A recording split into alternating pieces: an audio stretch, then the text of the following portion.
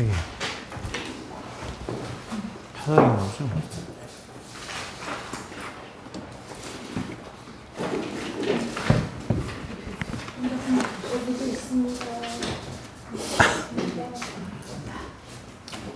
이게 너무 낮게 했구나. 바람 쐬거든.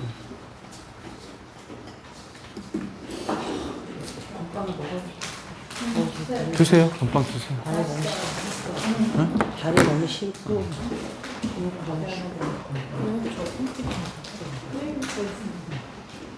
약간 그런 영향도 있는 것 같은데 그 입을 썼어. 다리 너무 아까 그래서 털리시 났는데 우리가 지난 시간에 이제 여러분 그 얘기 좀 나눴죠. 뭐냐면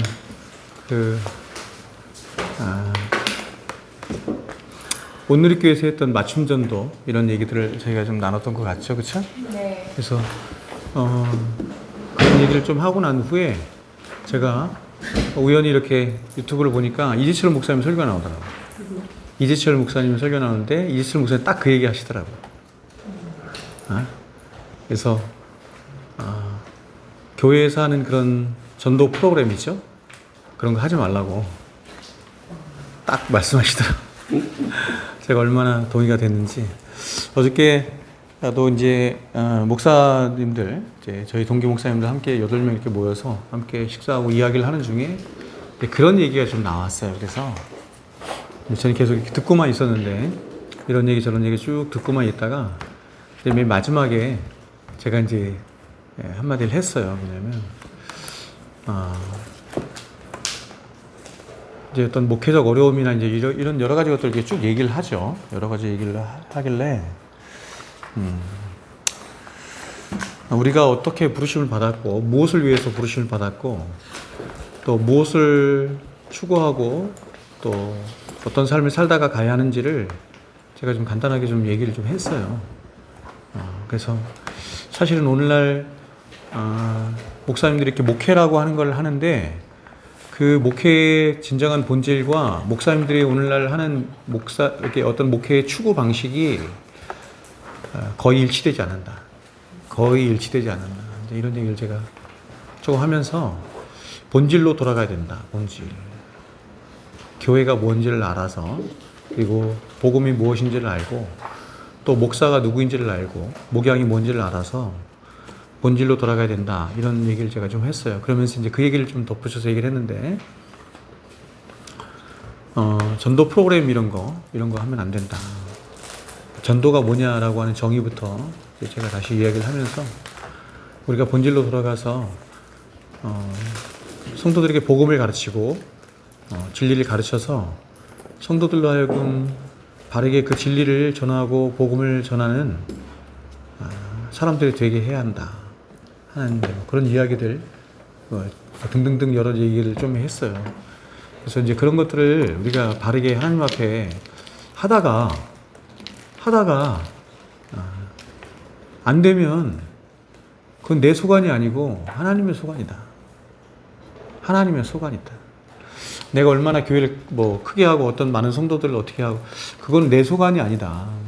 내 소관. 하나님께서 줄로 지으신 하나님의 영역이고 또 내가 이렇게 복음을 전했을 때 누군가가 그 말씀을 듣고 또 회심하고 하나님 백성이 되고 혹은 하나님 백성이 안 되고 하는 그 모든 일들은 내 소관이 아니고 하나님의 일이다. 근데 그 하나님의 일까지 교회든지 목사든지 성도들이 침범하려고 하면 안 된다. 그래서 바르게 진리를 전하고 말씀을 전하다가 예수님처럼 혹은 제자들처럼 망하는 일이 많다. 망하는 일. 그렇죠? 예수님도 예수님의 제자들도 진리를 전하다가 망했잖아요. 세상적으로 망했다 이 얘기를 하는 거예요. 그렇죠?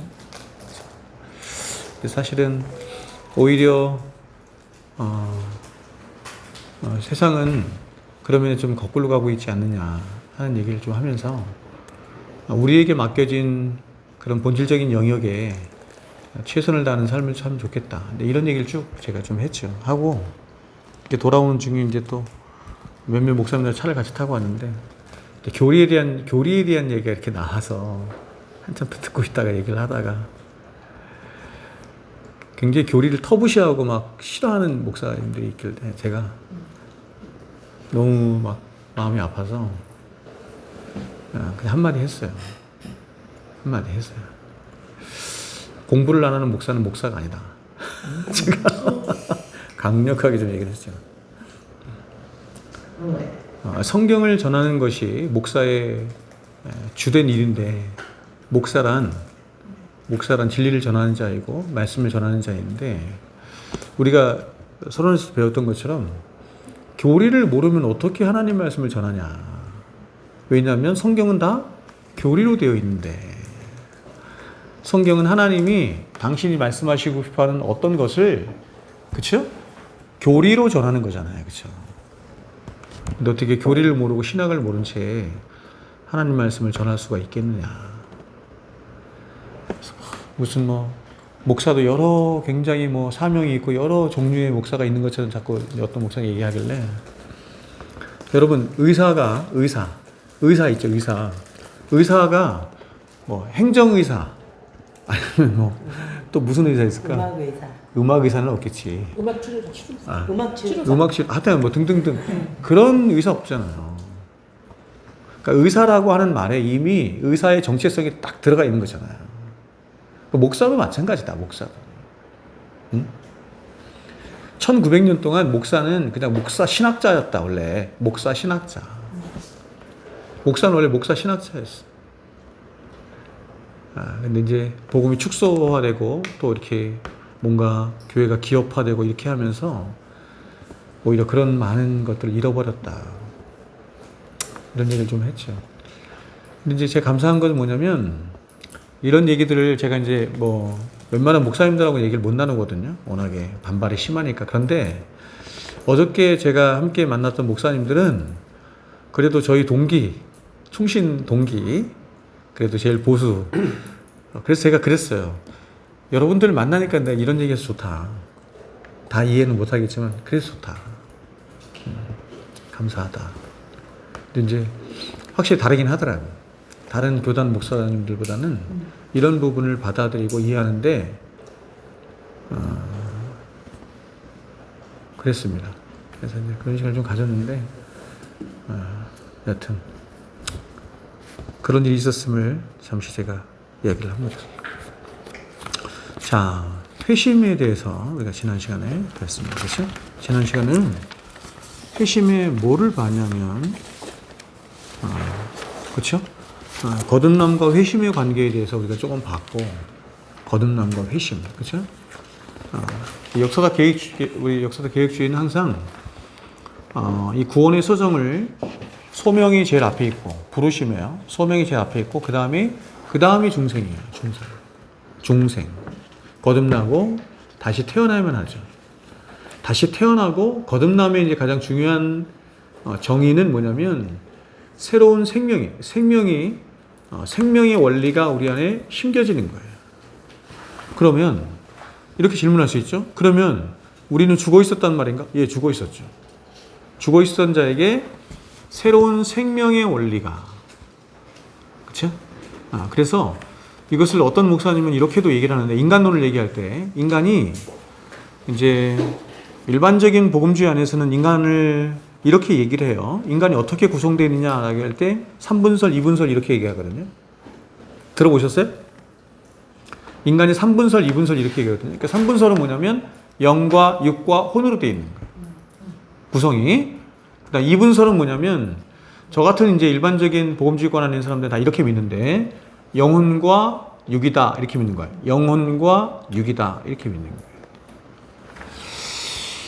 거예요. 근데 이제 굉장히 말씀에 정통한 어떤 한 분은 여러 가지 성경의 근거를 들어서 이것을 전혀 다르게 해석하시는 분이 있어요.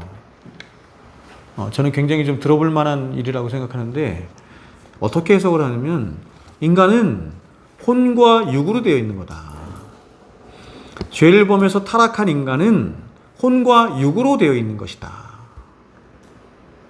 영이 없는 존재다 이렇게 얘기를 하는 거예요. 구원받은 자에게 영이 생기는 거다. 이렇게. 그래서 그 영이 성령과 맞닿아서 영적인 존재가 되는 것이다. 이렇게 이제 설명하시는 분이 있습니다. 이제 그 부분은 조금 더 연구를 해봐야 될 것 같아요. 근데 굉장히 많이 저도 좀 동의가 되는 부분인 것 같아요. 그래서 성경 어디에서는 인간을 이렇게 혼적인 존재 이렇게 얘기하거든요. 혼적인 존재. 영혼 육에서 혼적인 존재. 이렇게 지금 이렇게 우리 겉으로 살아있죠? 이런 걸 이제 혼적인 이렇게 생명을 혼이다 이렇게 말하는 거예요. 근데 이 생명 말고 영원한 생명이 있잖아요. 그 영원한 생명을 가진 자를 영적인 존재. 그래서 영이 있는 존재 이렇게 얘기합니다. 그래서 영으로 말미암아 그러니까 보세요. 영이 없기 때문에 영이신 하나님과 맞닿을 수 없는 거예요. 영이 없기 때문에 영이신 하나님과 맞닿을 수 없는 거예요. 그래서 영이 우리 안에 새롭게 성령께서 심어주시는 그것을 중생이라 한다. 이렇게 말하는 이제 분이 있는데 이 부분은 좀 더 우리가 검증을 좀 하고 연구를 해봐야 할 부분이다. 이렇게 되는 것이죠. 여하튼 거듭남은 우리 안에 죽어있던 우리 안에 새로운 생명의 원리가 심기는 거예요. 그 죽어있던 우리 안에는 한 가지 원리만 있어요.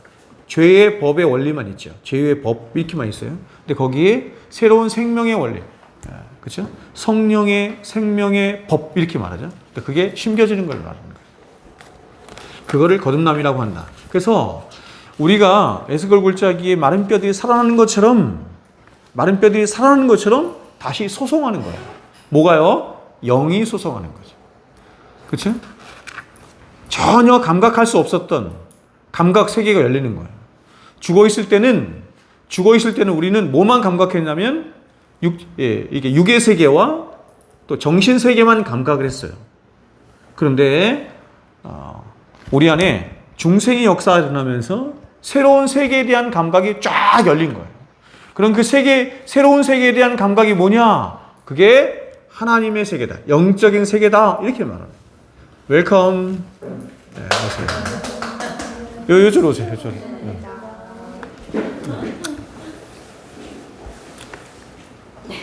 식사하셨어요?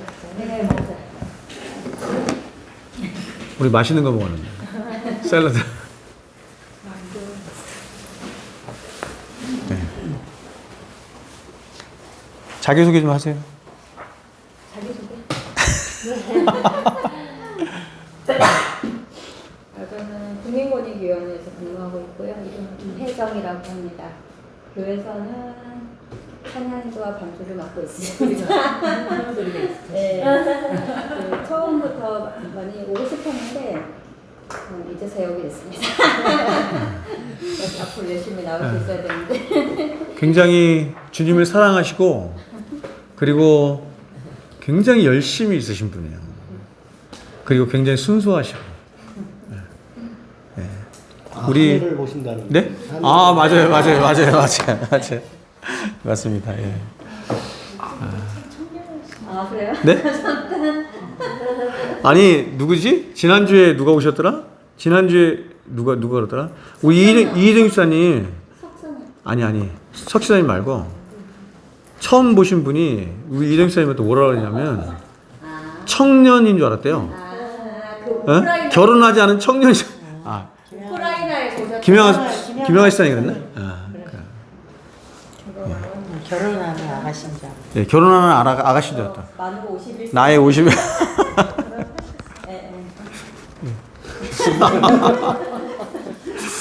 예. 되게 어려 보이시네. 한 10년은. 다들 어려워 보이죠. 네. 그 책 필요 없어요. 다 드셔야 돼. 뭐 이렇게 들고 왔는데. 제 설명만 매주 들으시면. 무겁게 들고 와요 이분은. 여벌 갖고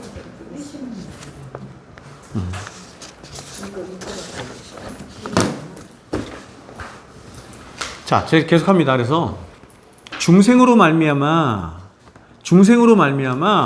보세요. 에스겔 골짜기의 마른 뼈들이 살아나잖아요. 그렇죠? 생명이 심겨지자 뼈가 살아나고 살이 붙여지고 감각이 살아나잖아요. 그러니까 중생이라고 하는 거예요.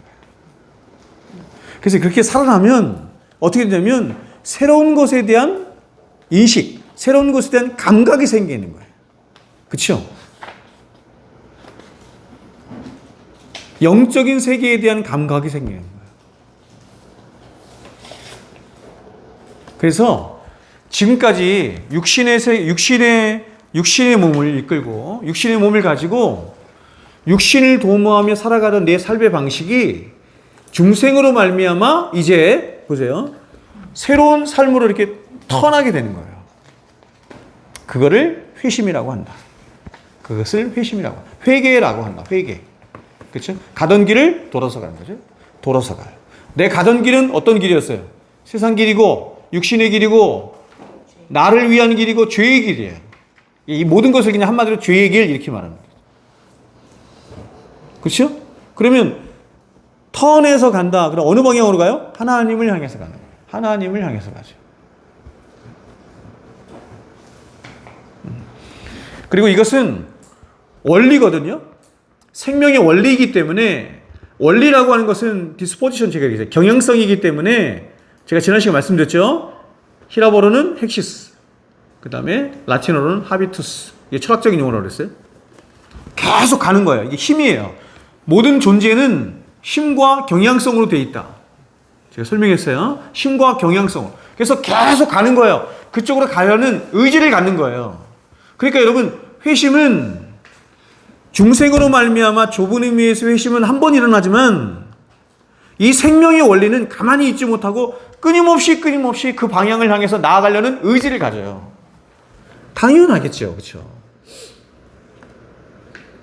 그래서 제가 이걸 믿음과 연관해서 얘기할 때 그랬잖아요. 우리 안에 있는 살아있는 믿음은 자기가 진짜 살아있는 믿음이요, 구원 얻는 믿음이요, 생명 있는 믿음이라는 것을 스스로 자꾸 증명하려고 해. 그래서 삶의 열매로 나타나는 거예요. 그 열매가 어떤 열매들이 있어요, 여러분 얘기해요. 어떤 열매가 있어요? 성령의 열매. 성령의 열매, 그렇죠. 성령의 9가지 열매. 그렇죠? 그 다음에 팔복. 좋습니다. 그러니까 이게 다 그리스도를 사랑함, 하나님을 앙망함, 거룩에 대한 열망, 여기서 다 나오는 거예요. 거룩에 대한 열망, 하나님을 열망함, 그리스도를 사랑함. 그렇게 되니까 그런 그리스도와 반대되는 내 자신을 미워하게 되는 거죠. 부인하게 되는 거죠. 그런 나 때문에 어떻게 돼요? 애통하게 되고 아파하고. 그래서 그런 나 자신이 예전에는 내가 최고였고 내가 주장할 게 있었는데 이제는 아무것도 주장할 게 없는 거예요. 그래서 교회와 하나님과 사람 앞에 어떻게 돼요? 온유해지게 되는 거예요. 당연하겠죠. 그리고 자신이 가장 목마름이 있다고 한다면 바로 의에 대한 목마름을 갖는 거예요. 하나님 그분에 대한 목마름을 갖는 거예요. 그래서 의에 줄이고 목마른 자가 복이 있죠.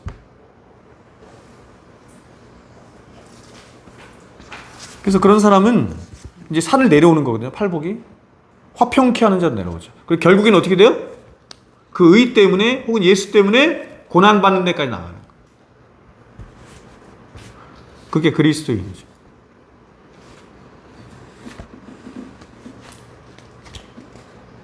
그러니까 여러분 지금 이제 제가 이런 여러 가지 원리로 이렇게 설명을 했지만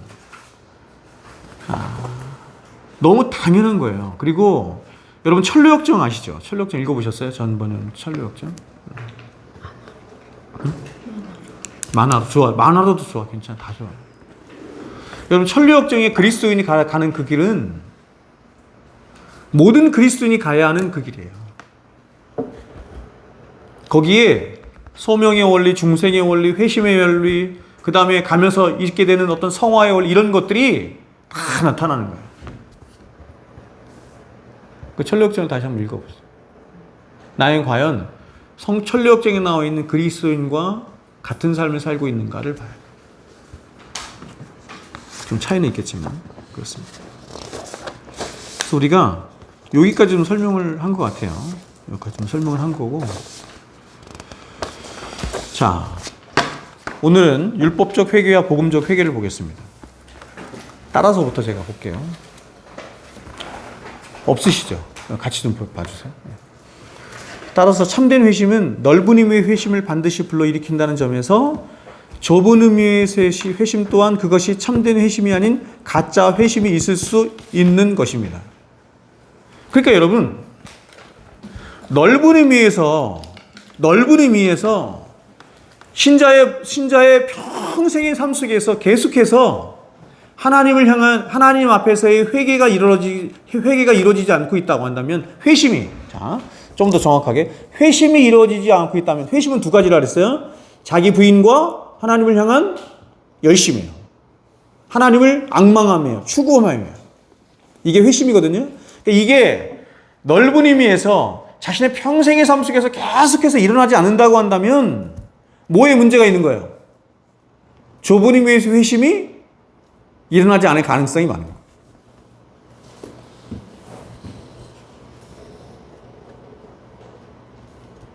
그래서 여러분, 예수님께서 열매로 할리라라고 하는 것에 가장 중요한 것 중에 하나가 뭐냐면 넓은 의미의 회심이 너희들 안에 있느냐 하는 거예요. 그게 열매예요.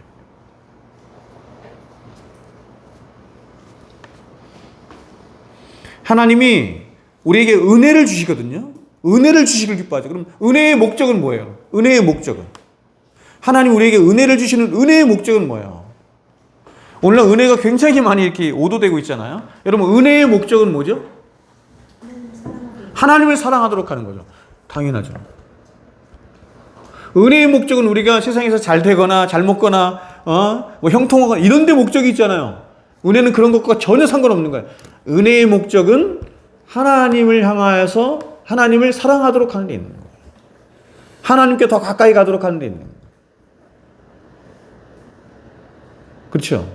근데 하나님이 그렇게 우리들에게 은혜를 주시는, 은혜를 흘려보내도록 하는, 그래서 우리 안에 은혜가 충만하도록 하는, 그래서 그 은혜로 말미암아 성령이 우리 안에 충만하도록 하는 하나님이 주신 최고의 은혜의 방편이 뭐냐면 그게 기도거든요. 그럼 그 기도 중에도 그 기도의 핵심이 뭐냐? 그게 회개예요, 회개.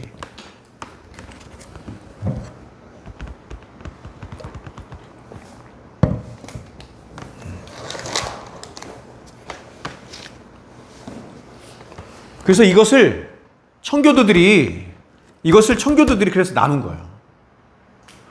첫 번째는 좁은 의미의 회심과 넓은 의미의 회심을 이렇게 나누다 보니까 좁은 의미의 회심이 있지 않은 상태에서 넓은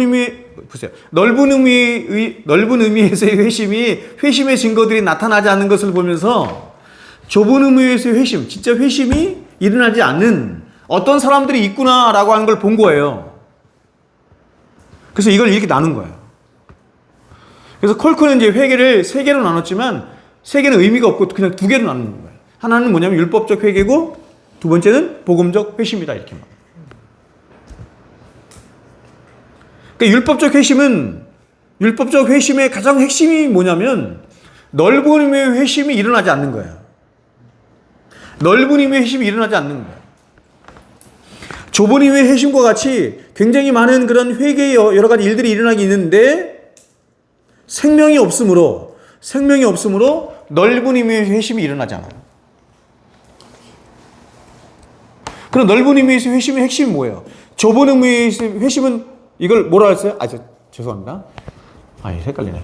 보세요. 율법적 회개와 복음적 회개라 그랬는데 율법적 회개는 뭐를 율법적 회개라고 해요? 왜 회개예요? 회개의 이유가 뭐예요? 회개의 동인이 뭐예요? 두려움이에요. 맞아요. 여기 나왔죠? 두려움. 지옥에 갈 것에 대한 두려움, 심판받을 것에 대한 두려움. 여러분, 귀신이 예수님 만났잖아요. 그렇죠? 네. 귀신이 예수님에게 뭐라고 얘기했어요? 두려워하는 마음이 있었죠. 그래서 예수님이 이렇게 말한 거잖아요. 귀신들도 보세요. 믿고 떠느니라. 떨어요. 두려워한단 말이에요. 그래서 나를 무적행으로 보내지 말라고 그러잖아요.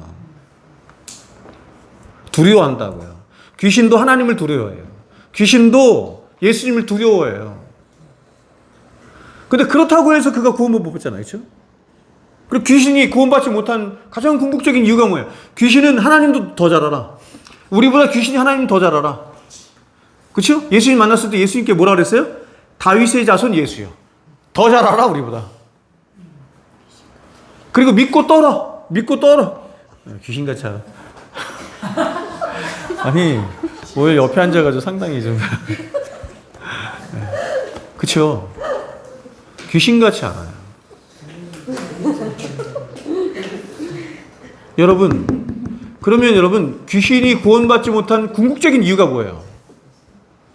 귀신이 구원받지 못한 궁극적인 이유는 뭡니까?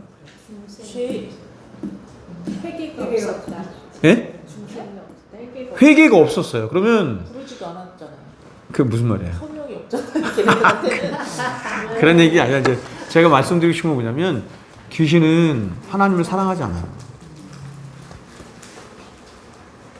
하나님을 두려워하기도 하고, 그렇죠? 하나님 앞에서 떨기도 하고, 지옥불에 던져지는 것을 두려워하기도 하는데 절대로 하나님을 사랑하지 않아요. 그래서 여러분 성경에 이런 표현이 있는 거예요. 여러분 성경에 구원받지 못한 사람들이 보세요. 지옥에서 뭐 하고 있다 그랬어요? 이를 갈죠. 왜요? 왜요? 회개하지 않으니까.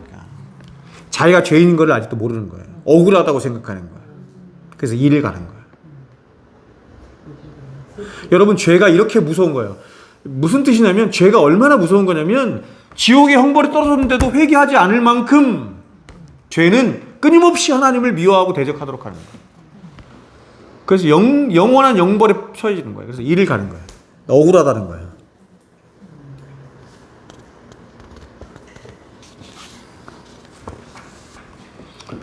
복음적 회개의 핵심이 그겁니다. 그건 뭐냐면 제가 아까 말씀드린 것처럼 회개의 목적이에요. 회개의 목적 여기 나오지 않나? 회개의 목적이에요. 회개의 목적은 여러분 보세요. 회개의 목적은 죄를 깨닫는 것에 목적이 있지 않아요. 회개의 목적은 그냥 단순히 돌아서는 것에 목적이 있지 않아요. 회개의 목적은 우리로 하여금 하나님을 향해서 두렵고 떨리게 하는 데 목적이 있지 않아요. 회개의 궁극적인 목적, 하나님이 우리를 향해서 중생의 역사를 통해서 우리를 돌이키게 하시는 궁극적인 목적은 뭐냐면 뭐예요 여러분? 그분을 사랑하도록 하기 위함이에요. 그분과 관계를 맺어서 그분과 사랑하도록 하기 위함. 여러분 너무 당연하겠죠, 그렇죠? 그래서 아무리 교회를 열심히 다니고 아무리 교리를 줄줄 외우고 그래서 그 목사님 누구죠? 고봉석 목사님 옛날에 그 우리나라 초창기 때 예수천당 불신지옥 외쳤던 그게 한편으로 맞지만 굉장히 편협한 진리인 거예요.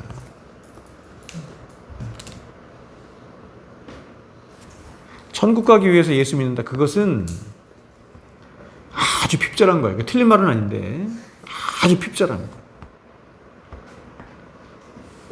거기에만 머물러 있다고 한다면 그거는 아니에요. 예? 영생 뭐? 예수님을 믿는 이유가 영생이다. 영생이나 구원이나 뭐. 네.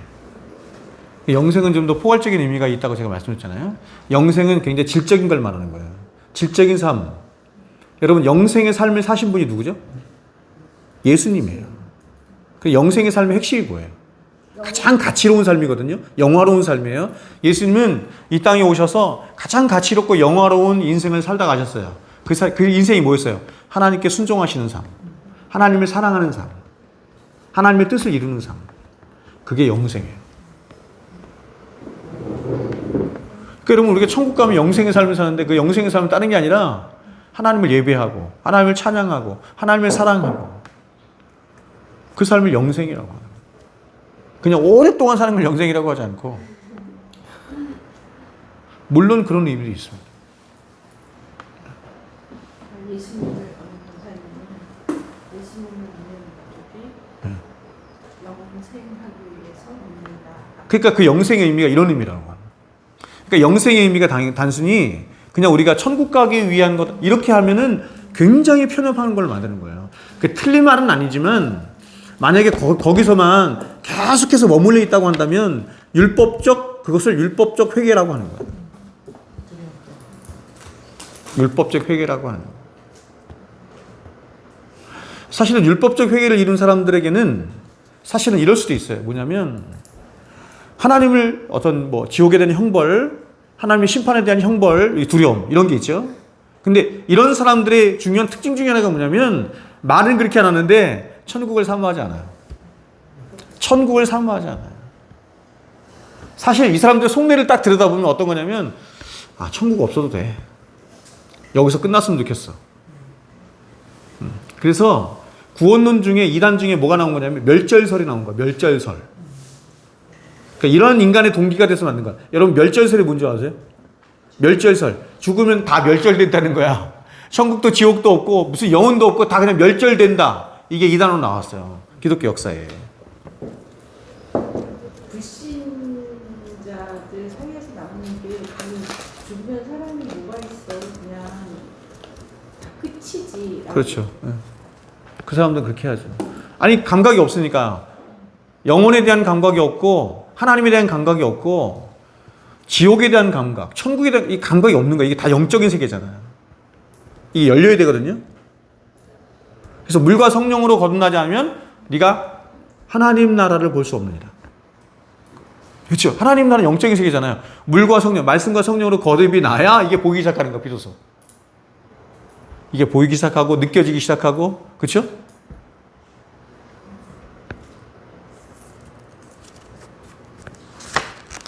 그러니까 이게 이제 전통적인 구원론관이에요.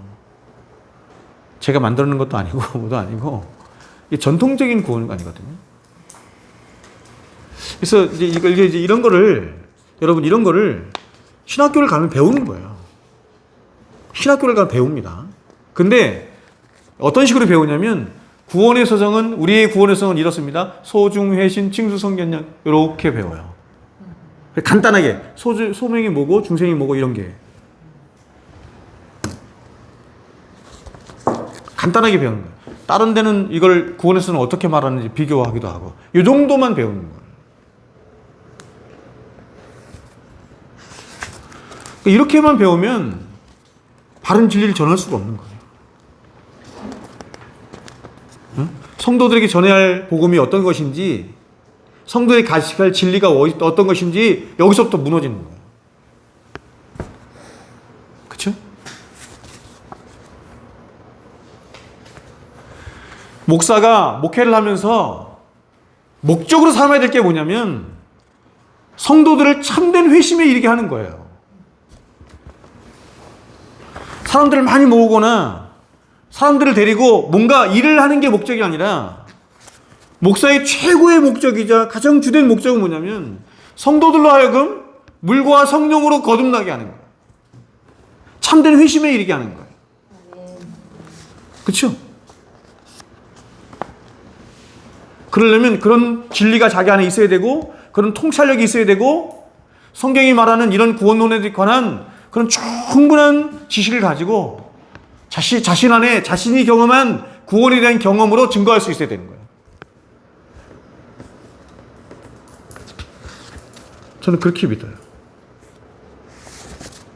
그래서 우리가 지난 시간에 이 찰스 펄준이 얘기했던 것처럼 이 20세기에 이제 복음주의가 횡행하면서 이런 복음이 이런 구원론이 축소되거나 왜곡되기 시작해요. 그래서 이런 거 얘기하잖아. 그냥 딱 간단하게 얘기하는 거예요. 예수 믿으면 구원받는다. 응? 입술로 고백하면 구원받는다. 이렇게 되는 거예요. 성경의 문맥도 따지지 않고 다 그렇게 하는 거예요. 성경을 왜곡시키는 거예요. 그래서 어저께도 이제 목사님들하고 이제 그런 얘기를 했는데, 한국 교회가 얼마나 줄었느니 그런 거는 진짜 웃긴 얘기다. 언제 이렇게 기독교 2000년 역사에 언제 이렇게 믿는 사람들이 많았던 적이 있었느냐. 사실이에요. 그러니까 그런 거 걱정할 때가 아닌 거예요. 한국 교회가 사람들이 줄었느니 뭐 그런 거 걱정하지. 가장 걱정할 것은 뭐냐면 본질을 잃어버린 것에 대한 걱정을 해야 됩니다. 저는 그렇게 생각해요. 자, 그래서 이제 회개를 두 가지 얘기했죠. 복음적 회개와 율법적 회개. 요거 이해하셨죠? 굉장히 중요한 얘기예요. 율법적 교회와 복음적 교회. 컬프니. 자, 그럼 회심의 패턴. 자, 보십시오. 회심의 패턴.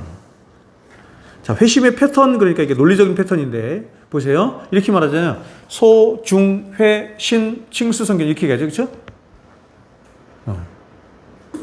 그러니까, 논리적으로는 회심은 반드시 앞에 뭐가 있어야 돼요? 중생이 있어야 돼요. 그렇죠? 자, 그런데 이거를 좀 다르게 얘기하는 거예요. 잘 들어보세요. 회심은 어떻게 오는 것일까요? 회심에는 전형적인 패턴이 있을까요? 그러니까 이런 회심이 구원이 너무너무 중요한 거예요. 그래서 여러분 제가 말씀드렸죠. 종교교육이 일어난 다음에 종교교육 시대에 이 설교의 강단에 최고의 화두가 뭐였냐면 구원론이었어요. 회심이었어요. 그래서 회심 설교가 거의 주를 이뤘어. 그래서 이 구원이 너무너무 중요하다고 생각하니까 이런 청교도나 이런 사람들이 이 구원을 이렇게 패턴화 시켰어요. 논리화 시키고 패턴화 시킨 거예요. 그래서 이게 막 극단으로 치달아가면서 이게 하이퍼 칼비니스트 생긴 거야. 자신들이 패턴화 시킨 대로 사람이 그렇게 그쵸? 그런 어떤 열매가 나타나지 않거나 그런 모양이 없으면 정지하기 시작한 거예요. 전 그리스도인이 아니야. 전 구원받은 사람이 아니야. 이렇게 시작. 이게 하이퍼 칼비니스트란 뜻이지. 지금도 많아요. 지금도 많고 이런 교리들을 많이 공부하다 보면 자신도 모르게 이런 약간 이게 이제 이 도그마인데 뭐냐면 교조주의에 빠지는 거예요. 저도 교조주의에 빠졌다는 얘기를 많이 들었는데 교조주의에 빠지는 거예요.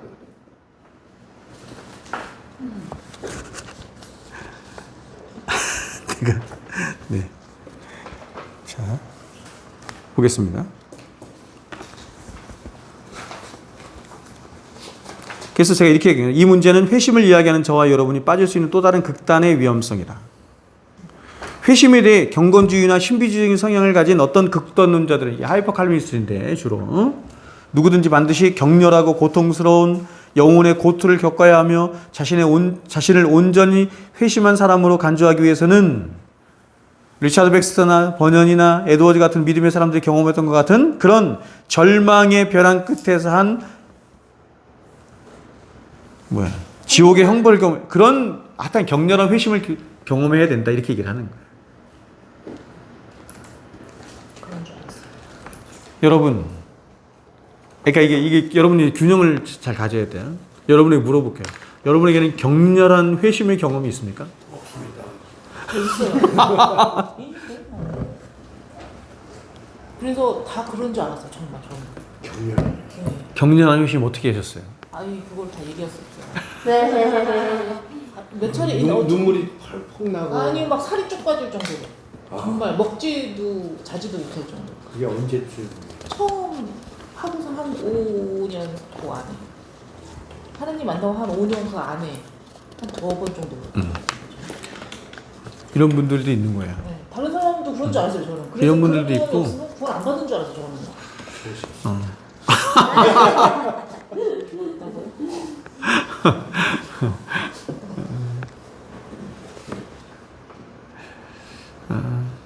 리처드 백스터나 아니면 이런 경건했던 그래서 이제 그분들이 이제 워낙에 이제 그런 경험을 하니까 이게 이제 약간 이론화돼서 이렇게 나오는 거거든요. 나오는데 이런 분들은 1년씩 막 식음을 전폐해요.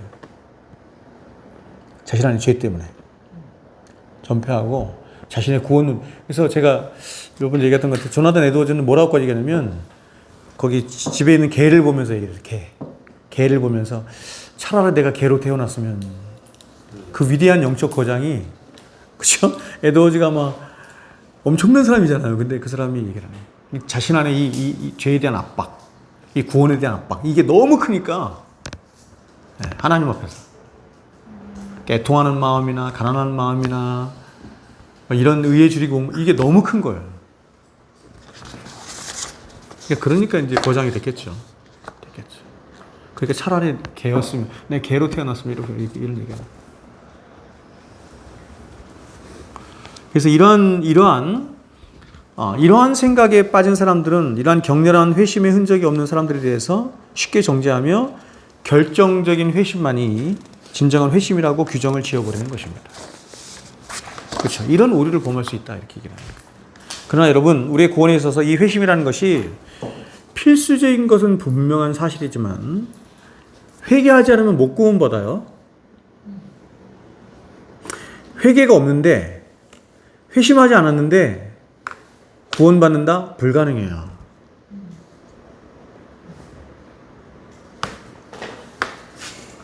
그래서 제가 지난번에 이제 박영수 목사님 그런 분들 얘기도 했지만 그건 너무 위험한 생각이고 전 동의가 안 됩니다. 교회도 다녀본 적도 없고 교회도 안 다녀봤으면 뭐 말씀도 못 들었을 것이고 더군다나 무슨 회심이 뭔지 뭐 이런 것도 한 번도 안 해봤을 것인데 단순히 그냥 그죠? 저는 안 된다고 생각해요. 예수 안 믿으면 구원 못 받아요. 예수 이외에 구원받을 길이 없어요. 근데 그 예수 믿는 것의 가장 결정적인 게 뭐냐면 회개하는 거예요. 회개. 예수를 만난 사람에게 나타나는 가장 결정적인 증거가 뭐냐면 회개하는 거예요. 회개. 다른 방법 없어요.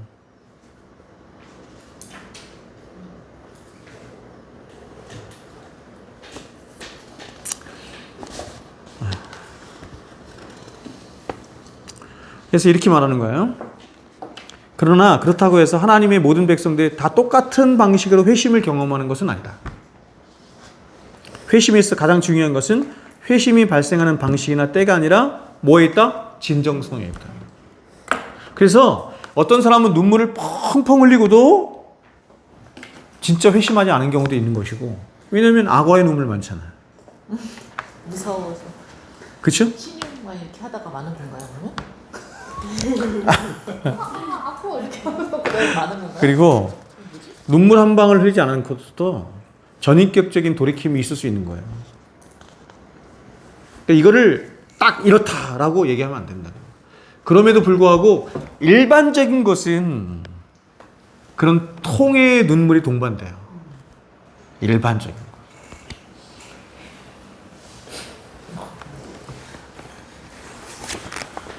그래서 바빙크가 이렇게 얘기한 거예요. 회심은 본질에 있어서는 하나이지만 경험하는 사람들과 발생하는 환경에 따라 다른 형태를 띈다. 하나님의 자녀들이 걷는 길은 하나이지만 그 길로 다양하게 인도되며 다양한 경험이 따른다. 하나님께서 각 족장들을 인도하시는 방식은 매우 다양했다. 므낫세, 바울, 디모데의 회심이 얼마나 다른 것인가. 또 다윗과 솔로몬의 경험, 요한과 야곱의 경험이 얼마나 다른가. 그리고 우리는 또한 그런 다양함을 성경 밖의 교부들과 종교개혁자들 그리고 모든 성도의 삶에서 만난다. 루터의 회심은 깊은 죄책감으로부터 그리스도 안에 있는 하나님의 용서하시는 은혜에 대한 즐거운 인식으로의 전환이었다. 루터만큼 이렇게 격정적인 회심을 가진 사람이 별로 없는 것 같아요. 루터는 굉장했어요. 거의 평생에 걸쳐서 이것과 씨름한 사람이에요. 특별히 찌빙글리는 율법의 속박에서 자신이 하나님의 자녀임을 아는 행복으로 해방된 존재로서의 회심을 경험했다. 그러나 칼빈의 회심은 오류에서 진리로, 의심에서 확신으로의 구원이었다. 따라서 우리가 영적 생명력을 보는 부요한 눈을 가지게 될 때 우리는 우리의 미약한 방식을 따라 다른 이들을 판단하는 일을 멀리하게 됩니다. 어떤 사람들 가운데는 오직 한 가지 방법만을 인정하여 사람들이 가졌던 혹은 가졌다고 주장하는 동일한 영적 경험을 증언하지 않으며 회심한 것이 아니라고 여기는 사람들이 있다. 그러나 성경은 이러한 편협한 한계 안에 갇혀 있지 않으며 훨씬 더 풍성하고 폭이 넓다. 바빙크가 이렇게 얘기를 했는데 이런 말을 가지고 또 위로를 받거나 이런 말을 가지고 또 여러분 오해하시면 안 돼요. 균형이 있어야 되는 거예요. 엄청 받으셨나? 아니, 균형이 있어야 되는 균형이 있어야 되는 거예요. 별표해놨는데.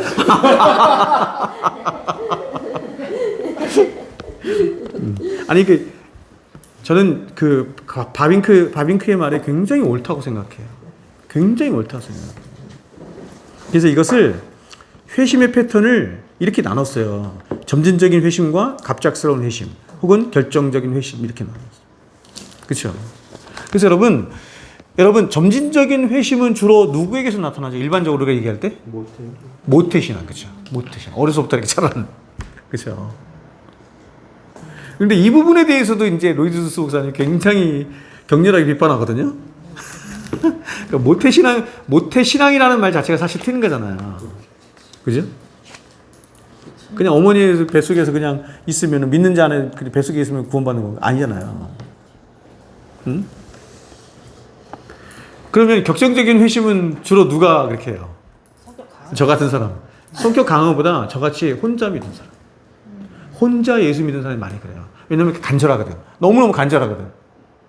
너무 간절해서 막 하나님 앞에 매달리다 보니까 그게 더 이렇게 그렇게 하는 거죠. 여러분 예수 믿으면서 눈물 얼마나 흘리셨어요? 이만큼 흘리셨어요? 이만큼? 예? 저는 정말 많이 흘린 것 같아요. 젊은 날에 정말 많이 흘렸어요. 거기는 뭐 여러 가지 눈물이 있어요. 여러 가지 눈물이 있지만 막 한숨과 탄식의 눈물도 많고 되게 많아요. 근데 가장 많은 눈물은 뭐냐면 구원에 대한 눈물이었어요. 가족들 구원해 주십시오. 부모님 구원해 주십시오. 그런 거. 나를 불쌍히 뭐 이런 눈물 많이 흘렸던 거.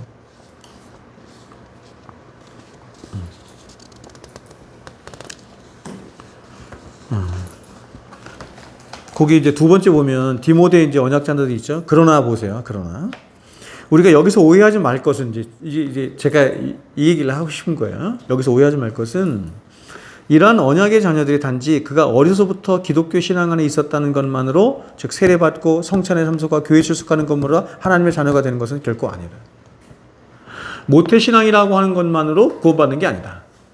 그러니까 이런 견해를 누가 갖고 있어요? 뒤에 밑에 나오죠? 카톨릭이 갖고 있는. 이런 견해를 카톨릭이 갖고 있는. 여러분 카톨릭은 세례와 구원을 같이 봐요. 세례 구원을 같이 봐요. 그러니까 세례를 받는 순간 이미 그 세례에 인치심이 임한다 이렇게 말을 합니다.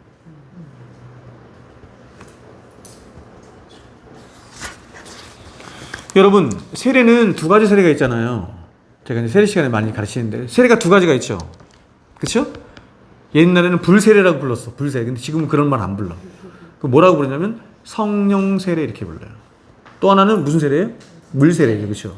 그러면 교회에서 행하는 세례는 무슨 세례죠? 물세례죠. 그렇죠? 그럼 물세례는 누구한테 주는 거냐? 성령 세례를 받은 자에게 주는 거예요. 때가 됐다고 원래 주는 건 아니고 시간이 됐다고 주는 게 아니고 그래서 여러분 진중 세례나 이렇게 막 그 어디입니까? 뭐 군대에서나 막 이런 데서 막 단체로 세례 주잖아요. 완전 잘못하는 거예요. 그런 거 하면 안 된다는 거예요. 여러분 물세례 안 받아도 구원 받을 수 있어요? 못 받아요? 받을 수 있어. 당연해요. 그러면 물세례는 왜 하느냐면 내가 이제 성령 세례를 받은 자로서 내가 예수님을 나의 구주요 나의 주님으로 영접하는 자로서 이제는 나는 그 주님만을 사랑하고 주님만의 영광을 위해서 내가 그렇게 살겠습니다라고 교회 앞에 공포하는 거예요. 그게 물세례예요.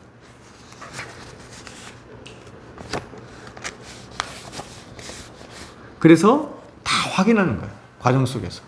얘가 정말 믿는지 안 믿는지 얘가 정말 회심을 했는지 이런 것들을 확인하는 거예요. 그래서 그런 것들을 다 교육시킨 다음에 그 사람으로 하여금 물어야 되는 거예요. 정말 네가 세례를 받을 의향이 있느냐 물어야 돼요. 그리고 얘기하는 거예요.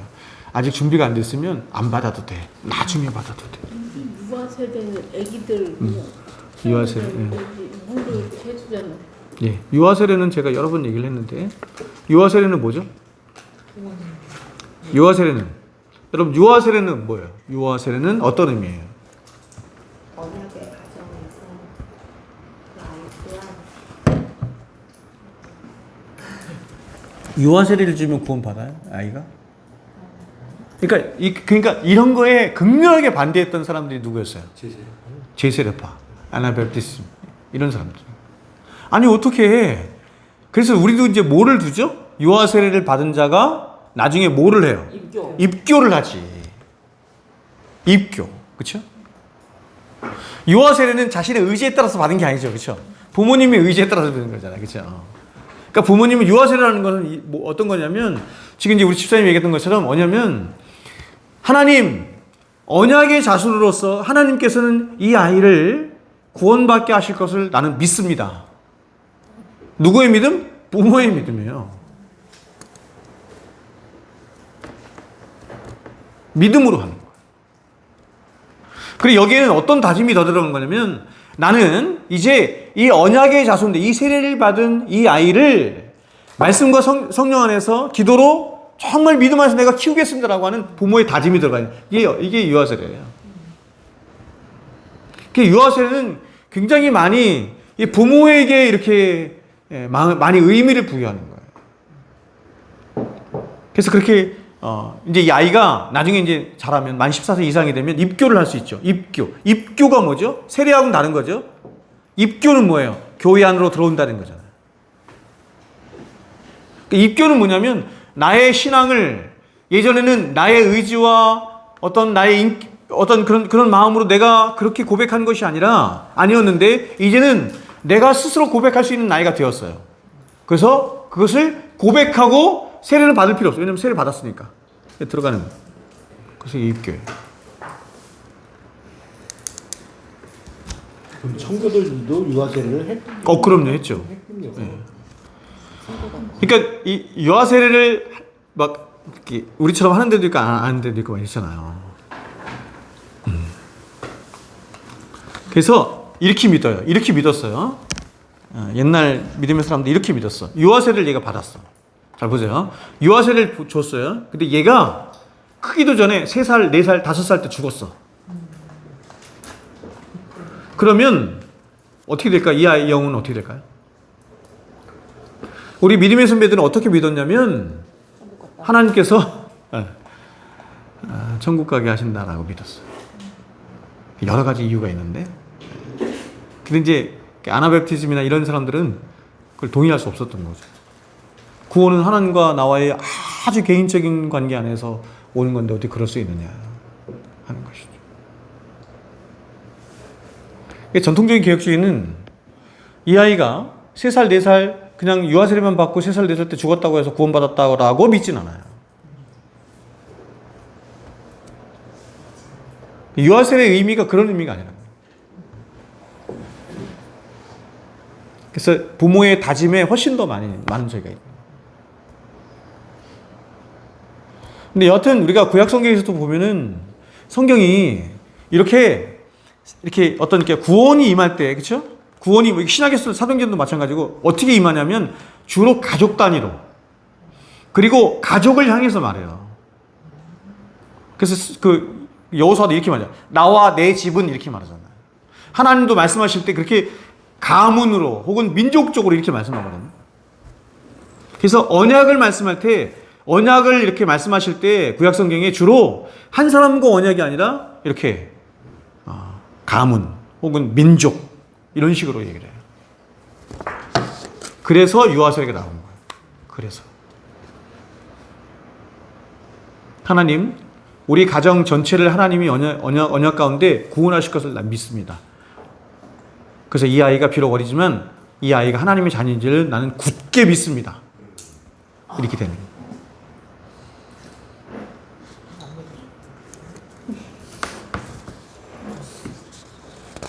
네. 여하튼 카톨릭의 견해는 잘못된 겁니다. 그래서 예?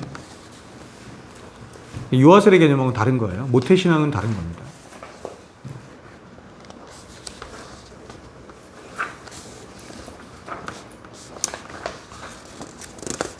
네. 질문이 있습니까? 결론은 읽지 않겠습니다. 제가 이 결론에 이런 얘기를 썼어요. 어떤 여기 썼냐면 이런 얘기를 썼어요. 아까 한 얘기인데 어떤 사람은 저에게 이렇게 묻는 사람이 있습니다. 목사님 꼭 그렇게 회개해야 천국 갈 수 있는 것입니까? 왜 목사님은 하나님의 사랑이나 긍휼이나 자비와 같은 좋은 말도 있는데 또 사람들을 격려해주고 세워주고 위로해주는 말도 있는데 왜 그렇게 사람들이 듣기 싫어하는 죄에 대해서만 말하고 지옥만 말하고 심판만을 말하는 것입니까? 이것은 제가 이렇게 얘기해요. 아무리 논쟁해봐야 소용없어요. 논쟁해봐야 소용없어요. 이유가 뭐예요? 이유가 왜냐하면 저에겐 그럴 권한이 없어요. 저는 그저 이 복음을 전하는 심부름꾼일 뿐이요 앵무새일 뿐이에요. 근데 우리를 구원하시는 성령은 이 땅에 이렇게 하죠. 죄에 대해서, 의에 대해서, 심판에 대해서 책망하기 위해서 오셨다고 성경이 말해요. 그러니까 이러한 일이 없으면, 성령께서 죄에 대해서, 의에 대해서, 심판에 대해서 책망하시는 일이 없으면 뭐가 없어요? 회개가 일어날 수가 없어. 구원이 일어날 수가 없는 거예요. 여러분, 아무리 여기 나오는 것처럼 하나님의 사랑, 긍휼, 자비, 또 사람들 격려해주는 말, 세워주는 말, 위로해주는 말, 아무리 백날 첫날에서 사람들이 감동받고 좋아하고 다 해봐야 사람들이 회개하지 않으면 구원 못 받는 거예요. 그렇습니까? 네. 여러분, 그럼 이렇게 다시 볼까요? 사람이 회개하지 않고도 막 하나님의 사랑에 대해서 얘기하고, 자비에 대해서 얘기하고, 할 수 있어요, 없어요? 없어요. 있어요, 여러분. 있다는 거야. 그러니까 그런 거짓 복음이 굉장히 흉흉한 거예요.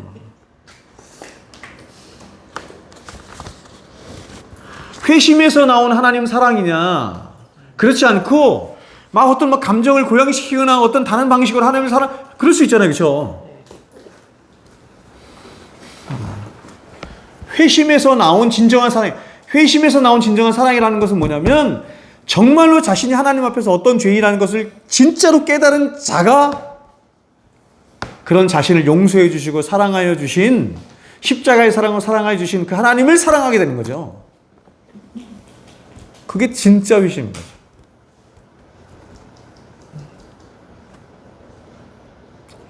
근데 그렇지 않고 다른 방식으로도 하나님을 사랑할 수 있어요.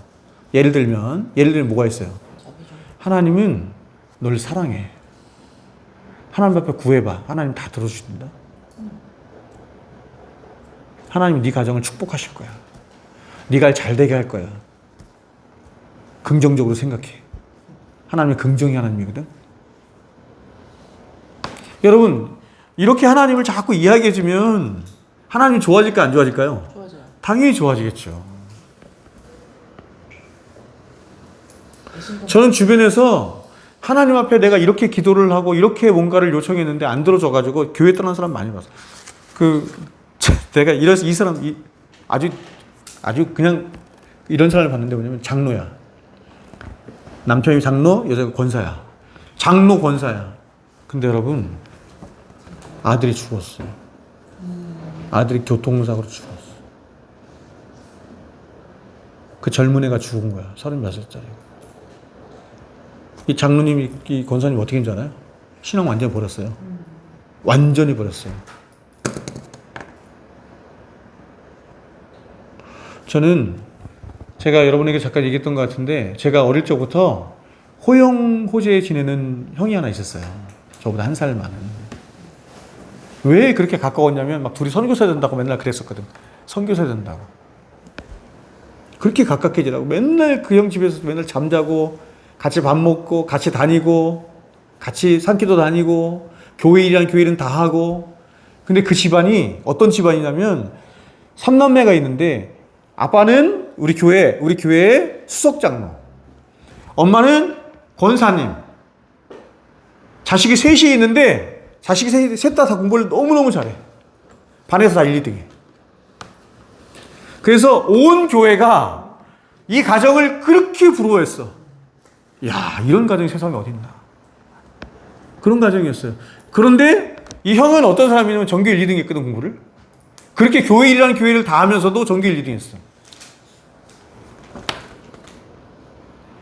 우리 회장님이 성남고등학교 나오셨다고. 그 형이 성남고등학교 나왔어요. 근데 집안이 어려워서 이분이 서울대를 가지 않고 딴 데 갔어요.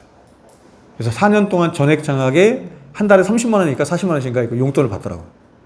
그런 걸로 갔어. 전자공학과로. 그러니까 그 학교 전체 수석인 거죠. 얼마나 착한지 몰라. 회장이란 회장은 다 해. 회장이란 회장은 다 해. 사람들한테 베푸는 거 좋아하고 교회 일 정말 다 해요. 이 사람이 무슨 그걸 뭐 사찰집사님 같아. 더군다나 이런 사람이 선교사가 되겠다고 했어. 그랬어요. 여러분, 정말 기가 막힌 게 뭐냐면 그런 집안인데 지금 그 삼남매 그리고 이제 두 장로님하고 이 장로님이 교회에서 이렇게 헌금에 손을 대다가 걸렸어요. 그래서 출교를 당했어. 근데 출교를 당했는데 출교 당한 이후로 교회를 안 다녀. 신앙을 버렸어. 삼남매는 너무너무 신앙이 좋은 사람들이라고 생각했는데 사남매구나. 사남매인데 맨 위에만 지금 신앙 교회를 다니고 있고 엄마하고 둘만. 삼남매는 다 신앙을 버렸어. 특히 저랑 가까이 지냈던 그 형은 완전히 부인해요. 완전히 하나님을 부인하고 선교사까지 하겠다고 하잖아요. 무서운 일이죠, 여러분. 근데 여러분, 저는 이런 교리나 이런 걸 아무것도 모를 때였는데도 그렇게 가깝게 지냈잖아요. 근데 군대를 갔다 와서 그 사람을 이렇게 보는데 그 사람이 청년부 회장하고 있더라고요. 근데 이렇게 딱 봤는데 그걸 느꼈어요. 이 사람이 그리스도인이 아닐 수도 있겠다라는 걸 느꼈어요. 그 사람의 어떤 착함이나 그 사람의 어떤 선함이나 그 사람의 어떤 선한 행위나 이 모든 것들이 참된 신앙에서 나온 게 아니구나라고 하는 걸 봤어요. 근데 이분이 나한테 고백을 하더라고. 이 형이 나한테 와서 부르더니 한번 얘기하는데 그러더라고. 사실 나한테는 나는 굉장히 고민이 있는데 나는 지금까지 이렇게 얘기하더라고. 어려서부터 지금까지 나는 신앙 때문에 이렇게 열심을 낸 게 아니다. 신앙 때문에 이렇게 산기도 가고 신앙 때문에 뭐를 하고 이런 게 아니다. 자신의 가문, 집, 그리고 또 자신의 아버지, 어떤 이런 거 있잖아요. 자신의 어떤 기대. 결국 신앙 버렸어요. 제가 개척하고 나서도 저한테 찾아오고 그래서 만나고 얘기도 하는데 완전히 세상 사람이야. 완전히 세상 사람. 제 친구하고 결혼했거든요. 제 친구 여자 우리 같은 또래 친구랑 결혼했는데 이혼했어요. 이혼. 왜냐면 둘 다 선교사 되겠다고 그래서 결혼했는데 제 친구는 지금 신앙생활 너무너무 잘하고 있거든요.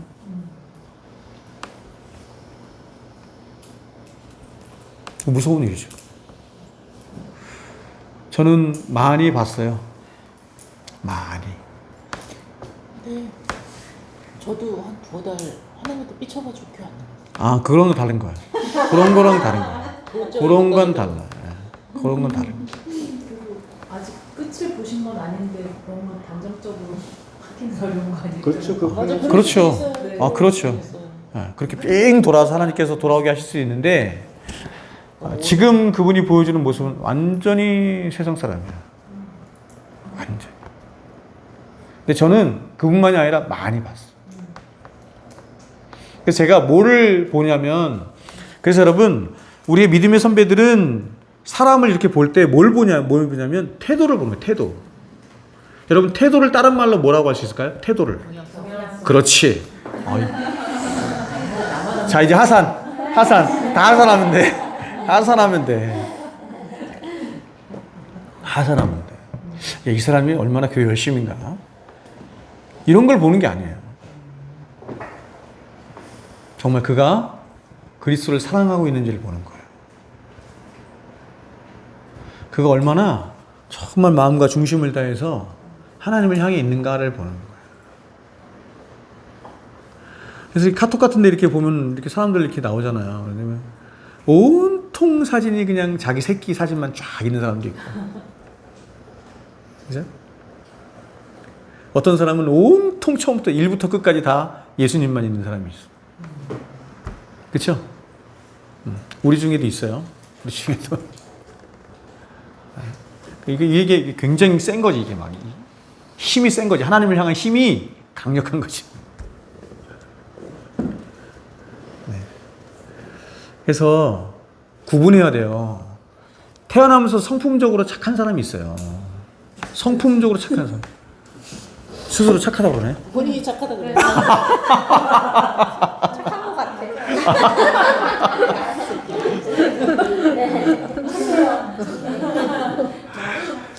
진짜 착해요.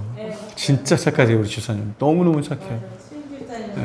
계산할 줄도 모르고 아유 너무 정말 나는 이 착한 게 너무 좋은데 신앙 안에서 너무 착하면 좋겠다 그런 생각이 들어요. 그래서 사람 착각하는 거예요. 보세요. 착함이 신앙 안에서 나와야 되는 거야. 이게 진짜인 거야. 근데 착함이 그냥 타고난 성품 안에서 나오는 게 많아. 근데 이게 헷갈려. 사람들은 몰라. 자기도 몰라. 자기도 속아. 자기도 속아. 그래서 이게 성품이 굉장히 안 변하거든요. 그래서 예수 믿고 난 후에도 여전히 까칠하고, 여전히 빼족하고, 막 이래. 근데 이 사람은, 여러분 보세요. 예수 믿고 났는데 여전히 까칠하고, 여전히 막 이래. 그럼 이 사람은 하나님과 씨름하느라 얼마나 힘들겠냐고 생각해 보라고. 맞아요. 아직 죽을 지경이죠. 이런 내 모습 때문에 너무 힘든 거야. 그렇죠. 시험이 많아. 그래서 머리가 빨리 죽지는 않아. 죽지는 머리만 발달해요. 머리가 빨리 돌아가요. 빨리 엎어지는 예상수도. 그것조차도 머리를 쓰는데 하나님 안 써주세요. 네. 여러분, 자, 끝났습니다. 자, 이게 이제 끝났고요. 회심에 대해서 제가 이제 여러 시간에 걸쳐서 제가 네 번 했나요? 3번 했나? 4번 했나? 4번 했죠. 회심에 대해서 요 정도만 아시면 돼. 요 정도만. 제가 여러분 이거 간단한 거 같지만 뭐 그쵸? 이거 만들려고 제가 책 한 20몇 권 읽었어요. 이거 설교 원고 아니죠? 새로 쓰신 이거? 이거 발제한 거. 옛날에 발제한 거예요. 참교추 옛날 그 컨퍼런스 때 제가 그때 발제를 했거든요. 그래서 이거를 발제를 했고 이걸 가지고 교회에서도 한번 설교했죠. 원래는 양이 좀 더 많은데 제가 축소시킨 거고 했고 회심에 대해서 이 정도만 알면 돼요. 이 정도만 알아도 여러분이 충분히 많이 하는 거다. 이게 구원론의 핵심입니다. 핵심. 이렇게 말씀드릴 수 있고 나중에 이제 구원론을 다시 공부할 때 좀 더 자세히 보도록 하겠습니다. 하나님의 불변성 보겠습니다. 불변성. 하나님의 불변성.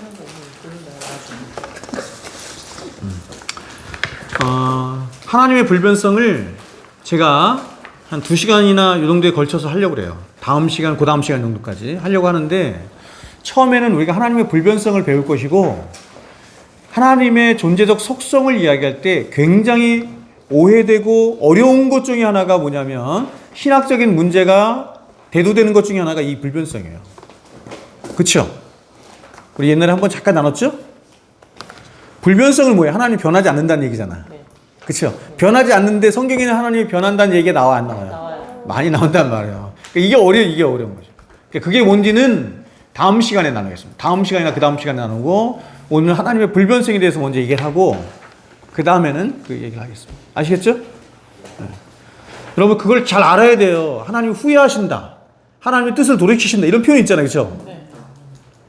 그럼 그게 어떤 의미인지를 알아야 돼요. 그래서 하나님의 뜻을 그래서 이제 뭐 과정신학 이런 게 나오는 거거든요. 자연신론 이런 사람들이 나오는 거예요. 그러니까 이 사람들이 얘기하는 게 뭐냐면 하나님은 때에 따라서 자기가 바뀐다는 거야. 사랑하는 대상도 바뀌기도 하고 뭐도 바뀌기도 하고 방법도 바뀌기도 하고 막 바뀐다는 거예요. 그런 사람들이 있는 거예요. 나오는 거예요. 왜냐면 성경에 나오니까. 그렇죠? 그리고 가장 많이 왜곡된 것 중에 하나가 뭡니까? 우리 중에서. 우리 오늘날 신앙하는 사람들 중에서. 그렇죠? 제가 늘 말씀드린 거지만 우리가 하나님의 뜻을 돌이킬 수 있다. 우리의 열심으로, 우리의 기도로 하나님의 보좌를 움직이는 기도 뭐 이런 거 나오죠. 책 나오죠. 책. 그죠? 그럴 수 없다는 겁니다. 그럴 수 없다.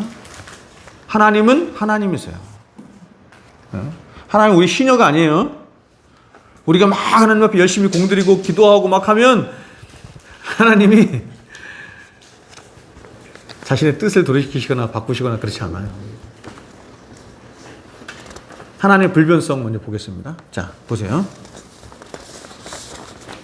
이건 이제 오늘 제가 작성한 건데 보겠습니다. 서론입니다. 변화는 피조물의 모든 세계 안에 스며들어 있습니다. 그렇죠? 피조물의 가장 중요한 특징이 뭐냐면 변화하는 거예요. 그 변화가 좋은 변화도 있어요. 그러나 나쁜 변화도 있죠. 그렇죠? 좋은 변화는 예를 들어서 뭐예요? 성품이 착해지는 거야. 나쁜 변화는 뭐예요? 나빠지는 거죠. 시간이 지나는데. 그죠? 이상 모든 만물 중에 변화되지 않은 것은 없습니다. 좋은 변화든 나쁜 변화든 어떤 식으로든 변해요. 이렇게 모든 사물을 변하게 하는 힘이 뭐냐? 시간이다. 이렇게 말해요. 시간. 엄청 동의되죠. 그렇죠?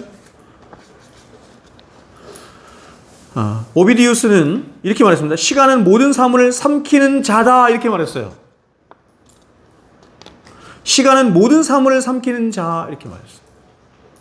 이걸 왜 자라고 표현했는지 모르겠는데 내가 그대로 옮겼거든요. 시간은 모든 사물을 삼키는 자. 이렇게 말합니다. 그는 이렇게 말합니다. 시간은 모든 것을 삼킨다. 새, 짐승, 꽃, 쇠를 갉아먹고 강철을 물어뜯는다. 단단한 돌을 가루로 만들어버린다. 왕을 베어버리고 성읍을 황폐하게 하며 높은 산을 낮춘다. 세월을 이길 장사가 없죠. 그렇죠? 다 늙고 병들고 죽어요. 뭐가 그렇게 한다? 시간이 그렇게 한다. 시간.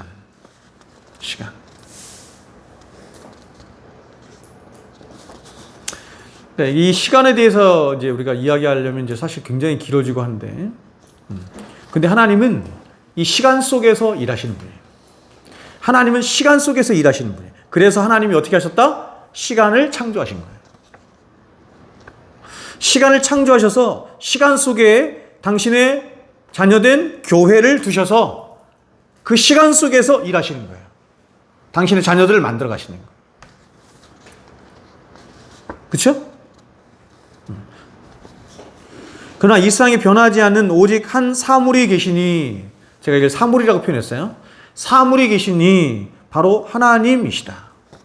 왜냐하면 하나님은 시간에 종속되시거나 예속되신 분이 아니라 시간을 창조하신 분이시기 때문이다. 그렇죠?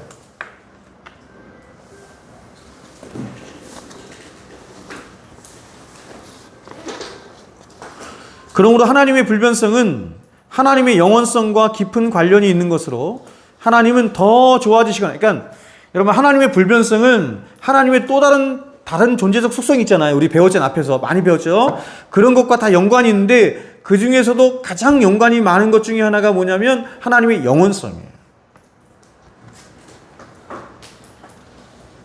하나님은 더 좋아지시거나 나빠지시거나 개선되시거나 이렇지 않아요. 하나님의 지식을 이야기할 때 똑같아요. 하나님의 지식은 더해지거나 빼지거나 좋아지거나 이렇지 않아요. 하나님의 능력도 마찬가지예요. 하나님의 능력이 더해지거나 빼지거나 그렇지 않아요. 그 자체로 하나님의 지식은 완전한 지식이고 그 자체로 하나님의 능력은 완전한 능력. 변하지 않아요. 영원전부터 영원토록 그 본질과 영광과 능력에 있어서 그리고 그 계획과 약속에 있어서 동일하시고 변함이 없으신 분이다. 제가 여러 가지 이야기했죠. 본질과 영광과 능력에 있어서 그리고 계획과 약속에 있어서 조금 제가 이렇게 구분했어요. 그렇죠? 구분했어요. 이것을 하나님의 불변성이라고 한다. 스테판 차녹은 이 불변성을 하나님의 모든 속성의 영광이다 이렇게 말을 했습니다. 하나님의 모든 속성의 영광이다 이렇게 말을 했어요. 이 말은 뭐냐면 하나님의 모든 속성을 영광스럽게 하는 속성이다 이런 뜻이에요.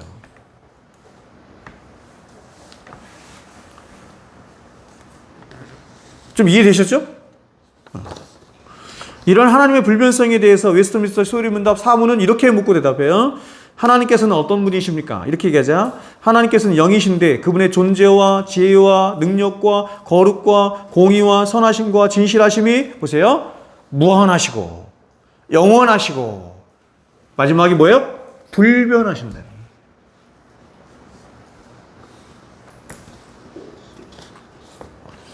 따라서 이러한 하나님의 불변성. 자, 보세요. 제가 그 하나님의 속성을 여러분들에게 이야기할 때, 하나님의 속성을 이야기할 때 가장 많이 여러분 사용하는 방법이 뭐였어요? 하나님의 속성을 이야기할 때. 하나님의 속성을 이렇게 설명하고 하나님의 속성에 대해서 말을 하려고 할 때 뭘 사용하는 거예요? 뭐와 대비돼서? 그러니까 여러분 하나님의 속성을 그냥 이렇게 뭔가 설명하고 그렇죠. 뭔가를 설명하고 이야기할 때는 이게 어려운 거예요, 굉장히. 설명이 어렵고 사람들이 이해하기가 어려우니까 누구랑 비교를 하냐면 피조물과 비교하는 거예요. 그렇죠? 그래서 무 혹은 불 이런 걸 많이 쓰는 거예요. 무한. 그렇죠? 무한성. 그러면 하나님이 무한하시다는 얘기는 뭐예요? 피조물은 한계가 있다는 뜻이잖아. 불변. 그렇죠? 그러면 변하는 건 누구예요? 피조물이 변해. 하나님은 안 변하시죠. 불변 이렇게 되는 거죠.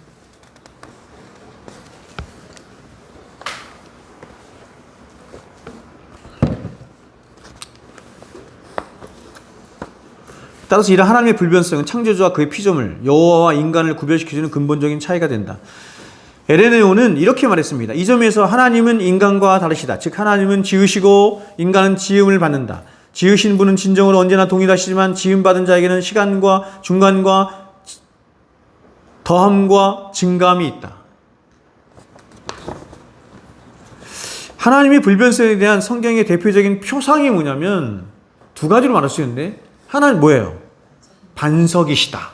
흔들리지 않는다. 이런 뜻이죠. 하나님은 반석이시다. 이렇게 말합니다.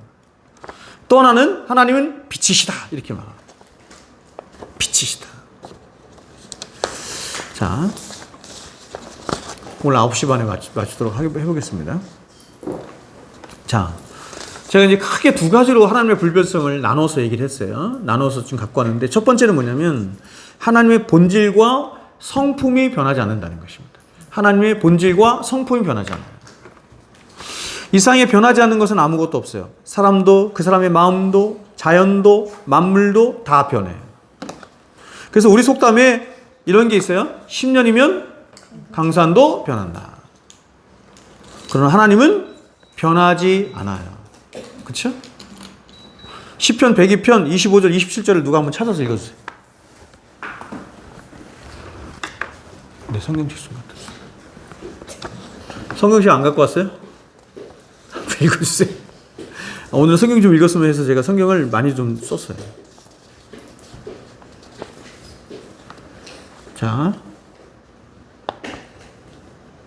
이거요? 네, 아무나 읽어주세요.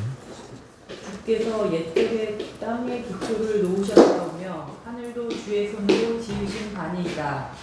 천지는 없어지려니와 주는 영존하시겠고 그것들은 다 옷같이 낡으리니 의복같이 바꾸시면 바뀌려니와 주는 한결 같으시고 주의 연대는 무궁하리이다. 27절, 28절 두 절 읽은 거예요? 아니요, 25절. 아, 그렇구나. 예, 맞습니다. 예.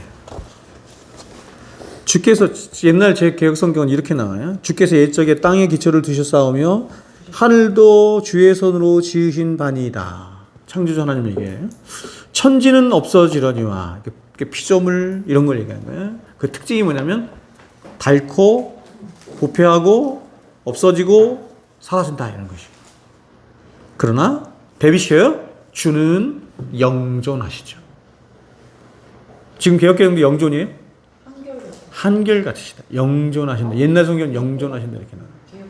영존은 영존하신 게 아니라 영존하시는지. 그렇죠. 영존하신 영존이 맞을 것 같은데.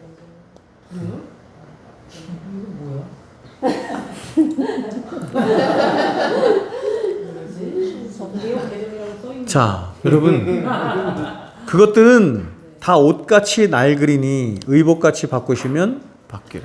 참 기가 막힌 표현이죠. 성경이 다 낡아진다.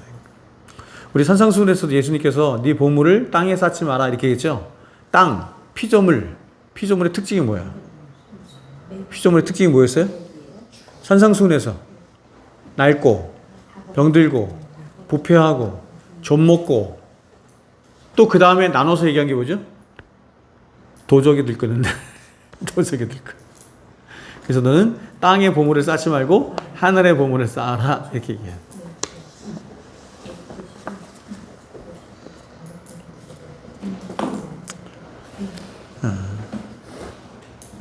자, 보겠습니다. 하나님이 당신의 백성들을 구원하시고 이 세상을 심판하실 것이라는 약속을 반드시 지키시고 또 지키실 수 있는 것은 그분의 성품이 변하지 않기 때문입니다. 그렇죠. 만약에 그분의 성품이 변했어요. 신실하지 않아. 그분의 사랑이 변했어. 그분의 공의가 변했어. 나중에 이제 제가 적용에 대해서 얘기하겠지만 여러분 그런 하나님이라면 어떻게 하겠어요? 네? 예를 들어서 여러분 보세요. 하나님이 능력이 많아. 천지 만물을 지으신 하나님 창조주는 맞아요. 능력이 많아. 절대 주권자야. 근데 그분이 성품이 못돼 먹어가지고 변덕이 심해. 어떻게 하겠어요, 여러분? 할 수 없죠. 무섭지 않아? 어떻게 할 수가 없죠. 너무 무섭죠. 법적 회계를 해야지. 빨리 살아가지는 못하겠고. 우리의 어떤 행위를 따라서 하나님이 성품이 바뀐다고 한다면, 우리를 대하는 게 바뀐다고 한다면, 그거 두려워서 살겠습니까, 그거? 여기서 여러분, 오늘날 자꾸 기독교가 하나님을 염라대왕 같이 여기, 염라대왕이 그런 존재거든요. 염라대왕은 그렇게 하는 거예요? 야, 우리 하나님은 그렇지 않아요. 그래서 중요한 게 언약이에요, 언약. 하나님은 당신의 존재적 영광을 거시고 언약을 맺으시는 약속을. 그래서 하나님이 그 언약에 매여 약속을 따라. 자, 두 번째. 모든 좋은 은사들이 과거에도 현재에도 미래에도 오직 하나님께로부터 온다는 사실을 확신할 수 있는 근거는 바로 그분의 성품이 불변하시기 때문입니다. 여러분 야고보서 1장 17절 무슨 말씀인지 아세요? 한번 읽어주세요. 야고보서 1장 17절. 온갖 좋은 은사와 온전한 선물이 다 위로부터 빛들의 아버지께로부터 내려오나니 그는 변함도 없으시고 회전하는 그림자도 없으십니다. 네, 여러분 저 표현 있잖아요. 회전하는 그림자도 없으시니라. 기가 막힌 표현이죠, 그렇죠? 저는 이제 성경에 이렇게 표현들을 제가 지난 주일날에도 이렇게 설교할 때 잠깐 말씀드렸지만 진짜 기가 막히다. 회전하는 그림자가 없어, 그렇죠? 여러분 아시죠? 그림자가 커졌다가 작아졌다 드러났다가 하루 종일 그러잖아요, 그죠? 근데 그런 그림자가 없으십니다. 변함이 없으세요. 모든 좋은 은사와 좋은 것들이 누구로부터 온다? 하나님께로부터 와요. 하나님께로부터. 그 이유가 뭐다? 변함이 없으신 분이기 때문에. 변함이 없으시기 때문에 과거에도 늘 그분은 좋은 것으로 당신의 백성들을 먹이시고 입히시고 살게 하셨고 현재에도 그러고 앞으로도 그럴 거예요. 이유가 뭐예요? 불변하시기 때문에.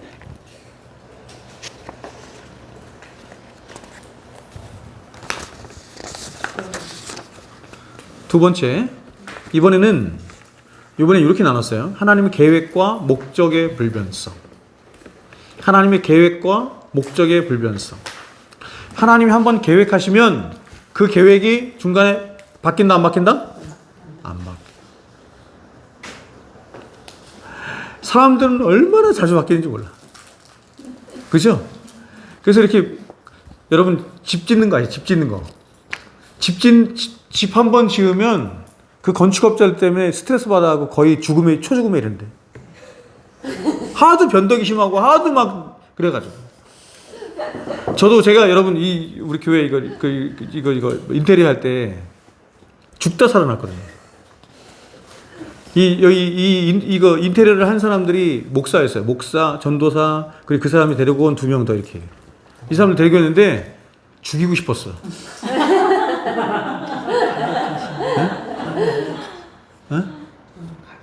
강력하다. 과격하다고. 아니 근데 정말 죽이고 싶었어. 난 정말 너무 미웠어 그 사람이. 저럴 수가 있을까?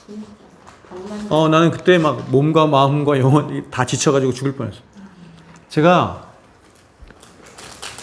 그만. 새벽 하여튼 제가 설교할 거 다 하면서 그거 했거든요. 그때 진짜 죽는 줄 알았어. 근데 막 이렇게 육체적인 거 이런 것도 너무너무 힘든데 잘 힘든 게 뭐냐면 그런 거야. 자꾸 약속을 어겨. 지 멋대로야. 막 모든 게 다. 네? 아침 7시부터 시작해야 되는데 막 10시, 11시 오는 걸 밥 먹듯이 하고 5시까지인가? 5시까지인가 해야 되는데 맨날 2시, 3시만 되면 가고.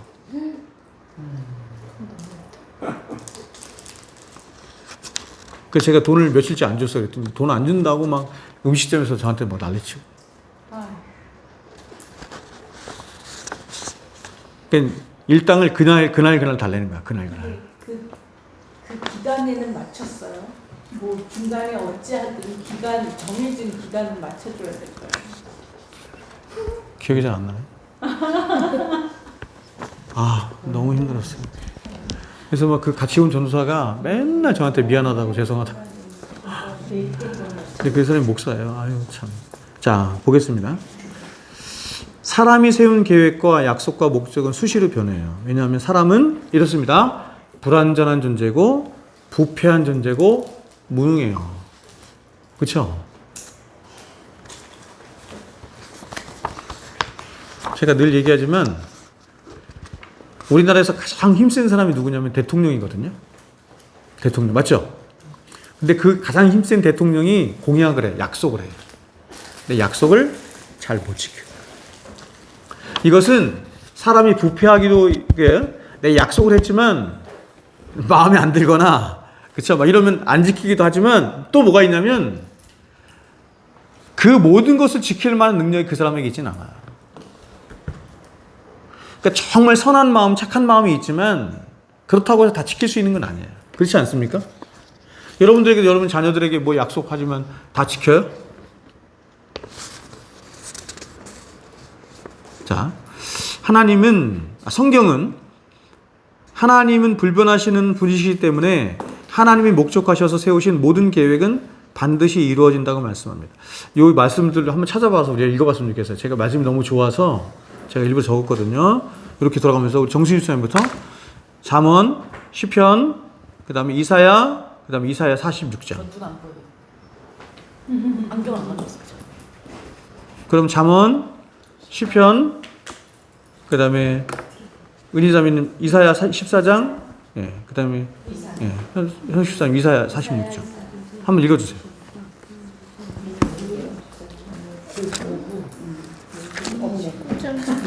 잠언 19장 21절.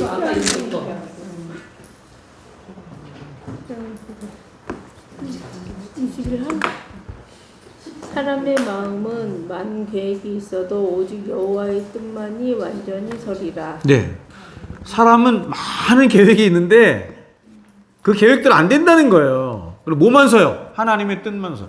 하나님이 한번 계획하시면 그냥 끝이야. 그렇죠? 그 다음 시편 33편 11절 여호와의 계획은 영원히 서고 그의 생각은 대대에 이르리로다. 네. 같은 맥락의 말씀이죠. 네. 그 다음 너는 그들의 조상들의 죄악으로 말미암아 그의 발걸음을 거룩하기를 준비하여 그들이 일어나 땅을 차지하여 하나님의 세상을 다시 하지 못하게 하고 너희는 그들 조상의 죄악을 조금 다르나? 땅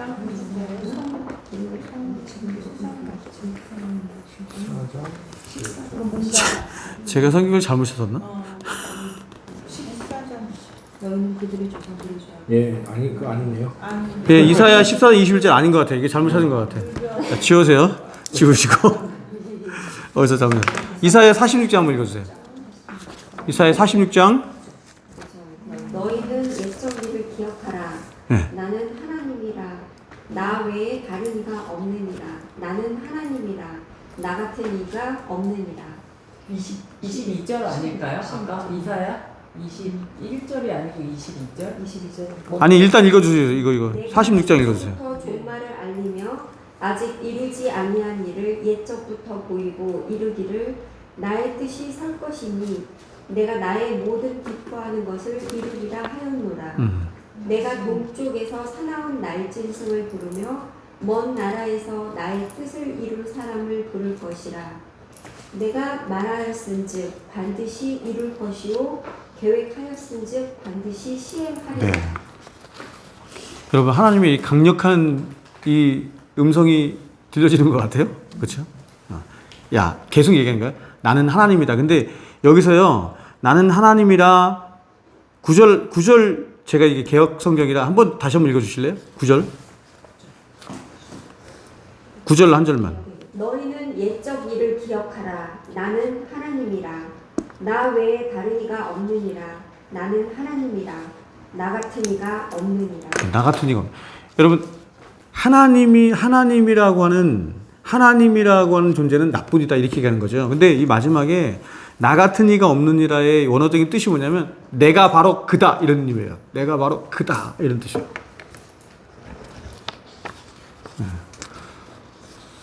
자, 끝났죠? 자, 2번. 사람은 거짓말을 하고 또 수많은 약속들을 하지만 그러나 그 모든 약속들을 이룰 수 없습니다. 그러나 하나님의 모든 약속은 반드시 이루어집니다. 왜냐하면 하나님은 거짓말을 하실 수도 없고 하나님은 그 모든 약속에 신실하시며 모든 일을 행하실 수 있는 분이시기 때문에. 민수기 23장 19절 유명한 말씀이죠. 발람이 한 얘기인데 민수기 23장 19절 한번 읽어주세요. 하나님은 사람이 아니시니 거짓말을 하지 않으시고 인생이 아니시니 후회가 없으시도다. 어찌 그 말씀하신 바를 행하지 않으시며 하신 말씀을 실행하지 않으시며. 그렇죠. 하나님이 사람에게 설명하는 거예요. 설명하기를 어떻게 설명하냐면 인간과 대비해 설명하는 거예요. 어떻게 하나님이 사람일 수 있느냐. 사람은 변개하고 거짓말하고 그렇지만 하나님은 인생이 아니시다. 하신 말씀을 어찌 실행하지 않으시겠느냐. 3번 이러한 하나님의 모든 약속의 보증이 바로 누구다? 예수님이시다. 이게 핵심이죠. 이러한 하나님의 모든 약속의 보증이 예수님이세요. 예수 그리스도는 하나님의 모든 약속의 성취이신 것이다. 하나님의 모든 약속은 그리스도 예수 안에서 다 이루어지고 성취되며 완성된다. 고린도후서 1장 20절 한번 찾아보겠습니다. 네. 하나님의 약속은 얼마든지 그리스도 안에서 예가 되니 그런즉 그로 말미암아 우리가 아멘하여 하나님께 영광을 돌리게 되느니라. 네. 여러분 이게 그냥 예수의 이름으로 내가 원하면 다 들어준다 이런 뜻이 아니에요. 그렇게 해석하는 사람이 있더라고. 그런 뜻이 아니고 하나님이 구약에서부터 약속하신 모든 약속이 모든 언약의 약속들이 그리스도 예수 안에서 다 성취되었다 이런 뜻이에요. 오직 예수 안에서만 성취된다 이루어진다 이런 뜻이에요. 그래서 우리는 그렇게 되는 것을 보면서 정말 그렇습니다 하면서 어떻게 된다면 하나님께 영광을 돌리게 된다.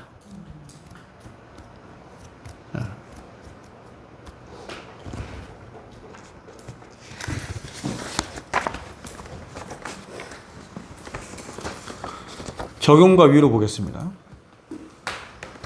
하나님이 아까 얘기한 거예요. 하나님 인간처럼 언제든지 변하실 수 있는 분이라고 한다면, 그래서 그분의 성품, 본질, 계획, 목적이 언제 어떻게 변할지 모른다고 한다면 이 세상에는 어떤 일이 벌어질까? 특별히 우리에게는 어떤 일이 벌어질까? 가장 끔찍하고 두려운 일이 벌어질 것이다. 우리는 어떤 하나님의 구원에 대한 약속도 성경도 믿을 수가 없게 되어 늘 불안에 떨 수밖에 없게 된다. 그렇죠? 그러나 하나님은 불변하시기에, 그래서 우리를 향하신 그분의 약속도 계획도 구원도 불변하고 확실하기에 우리는 평안할 수 있는 것이고, 그래서 우리는 불완전하고 부패한 우리 자신을 믿고 의지하는 것이 아니라 불변하신 그분의 약속을 믿고 의지함으로 평안 가운데 살아갈 수 있는 것이다. 그렇죠? 그래서 여러분 하나님을 아는 게 너무 중요하죠.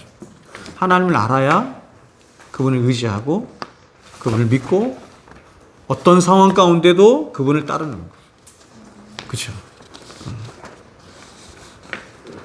그러니까 다니엘의 세 친구나 다니엘도 마찬가지고, 다니엘이 사자굴 앞에서도 굴하지 않고, 다니엘의 세 친구가 풀무불 앞에서도 굴하지 않을 수 있었던. 그죠? 우리 믿음의 수많은 선진들이 죽음 앞에서도, 순교의 현장 앞에서도 굴하지 않을 수 있었던 것은 뭐냐면 그 하나님을 믿었기 때문이죠. 그 하나님의 약속을 믿었기 때문이죠. 그 하나님의 약속과 그것을 믿을 수 있었던 가장 중요한 이유는 뭐냐면 그 하나님이 누구이신가 하는 것을 알았기 때문에. 지식이죠. 그렇죠?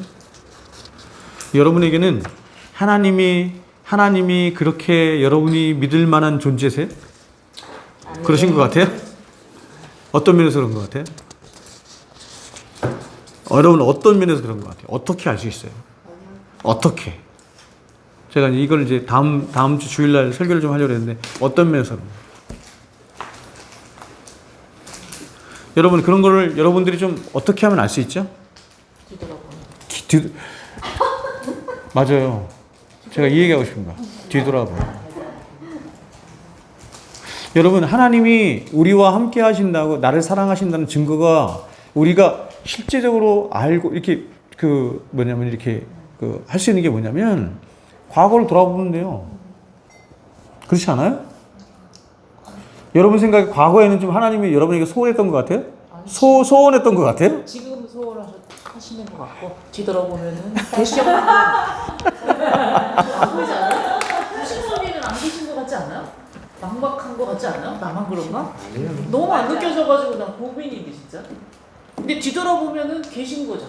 있는 거죠. 현재는 아무 일도 안 하는 것 같지만 뒤돌아보면 이미 하셨어. 그 정도가 아니고 나 혼자 가고 있는 것 같잖아요. 하나님이 내 옆에 안 계신 거죠. 어디서 일하시는지 잘 모르잖아요, 하나님.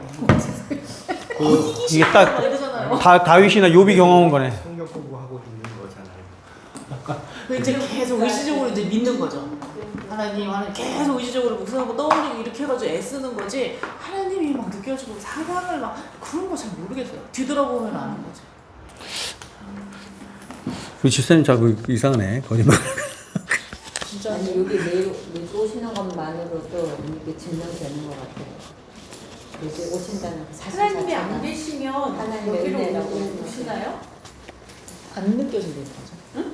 안 느껴지는데 잘안 여기 오시나요? 그 하나님을 계신 하나님을 찾으려고 여기 오시는 거 아니에요? 그 하나님이 분명히 있는데 내가 느껴지지는 않지만 그 하나님을 내가 배우려고 오는 거 아닌가요? 알려고 하는. 근데 느낌을 추구하는 것이 어떤 건지 한번 생각을 해봐야 될 것 같아요. 저도 그게 고민인데 그러니까 그 하나님 느꼈다고 해서 뭐 잘 모르니까 하나님을 알려고 노력하는 거 아닌가 우리가 지금? 너무 지식적으로만 그러면 하나님을 알고 사랑하는 건 맞나요? 경험되어져야지 사랑하는 거잖아요. 근데 그걸 하나도 없이 그러면 하나님에 대한 지식만 가지고서 그게 어떻게 사랑이 될까 싶어요, 저는. 그리고 그거는 제 안에 물론 그것도 하나님의 은혜지만 성실하면 그럴 수도 있어요. 저 엄청 성실하거든요. 모든 면에. 그래서 직장 생활도 그렇게 하고 관계도 그렇게 하고 그런 일맥상통하는 구석이 있을 수도 있다. 그러니까 하나님께 오는 거가 내 성실함으로 올 수 있다고요? 그러니까 그게 성격 내 성실함 갖고만도 안 되는 거거든요. 하나님을 찾으려고 하는 것이 성실한 거고. 근데 그 경계선이 되게 모호해서 뭐하고 근데 예를 들어서 저는 그 왜 간증 프로그램 뭐 이제 TV나 CBS나 하는 거 보면 이렇게 쭉 계속 이렇게 보고 막 하는데 굉장히 그런 것들이 하나님의 어떤 것들을 느끼고 하는 것들이 굉장히 주관적이고 또 어떤 면에서는 되게 좀 보면 계속 사실 동의가 잘 안 되는 그렇죠. 분들이 굉장히 많거든요. 그렇죠. 그래서 그런 부분들은 뭐 직접적으로 그걸 느끼고 뭐 이런 부분들을 너무 기대는 하진 않는데 말씀하신 대로 그런 거를 느꼈으면 좋겠다는 생각은 하죠. 그래도 근데 성령이 함께 하시지 아니하시면 우리가 주를 주라고 할 수 없다고 말씀 가운데 말씀하시잖아요. 그러면 저희가 이곳에 그 주님을 배우기 위해서 나온다는 건 우리 안에 내재되어 있는 그 성령님이 목사님 말씀하시는 경향성을 자꾸 발현시켜서 나가는 것처럼 우리가 그 경향성을 따라서 하나님을 더 알고 싶고 우리가 너무 무지하잖아요. 사실은 너무 무지한 상태에 진짜 오늘 저는 이제 키워드가 불완전한, 불편한, 무능함 여기에 제가 딱 꽂혔거든요. 아 내가 그런 존재이지 사람이 그런 존재이지 내가 누구를 질타하고 그럴 수 있는 존재가 아니구나. 그 사람들 이미 불완전한 존재이고 무능한 존재이고 이런 존재한테 뭘 기대를 하나 저는 거기에 지금 오늘 꽂혔어요 사실은. 근데 그 성령님께서 우리는 그 바람이 어디로 부는지는 알 수 없지만 그 입새의 흔들림을 보고 아 바람이 불고 있구나 이런 거를 깨달을 수 있는 것처럼 우리가 하나님을 알려고 너무 무식하고 무지하고 그 진짜 하나님의 그 목사님이 늘 막 그 관계하심을 막 생각하고 묵상하고 막 하나님의 크심을 자꾸 묵상하는데 이 머리로는 그 큼이 어떤 큼인지를 모르는 거예요. 그런 거에 대한 답답함은 있거든요, 사실상. 근데 제가 좋아하는 찬송가 구절에 바다를 먹물 삼아, 응? 이렇게 하나님의 사랑을 쓰신다 하잖아요. 그 바다를 먹물 삼아서 저는 그 구절이 굉장히 좋거든요. 그래서 저는 생각해볼 때 우리가 느끼지 못하는 것 뿐이지 이미 우리 안에 찾아와 주신 그 주님으로 인해서 우리가 이렇게 하나님을 더 알아가려고 노력하는 것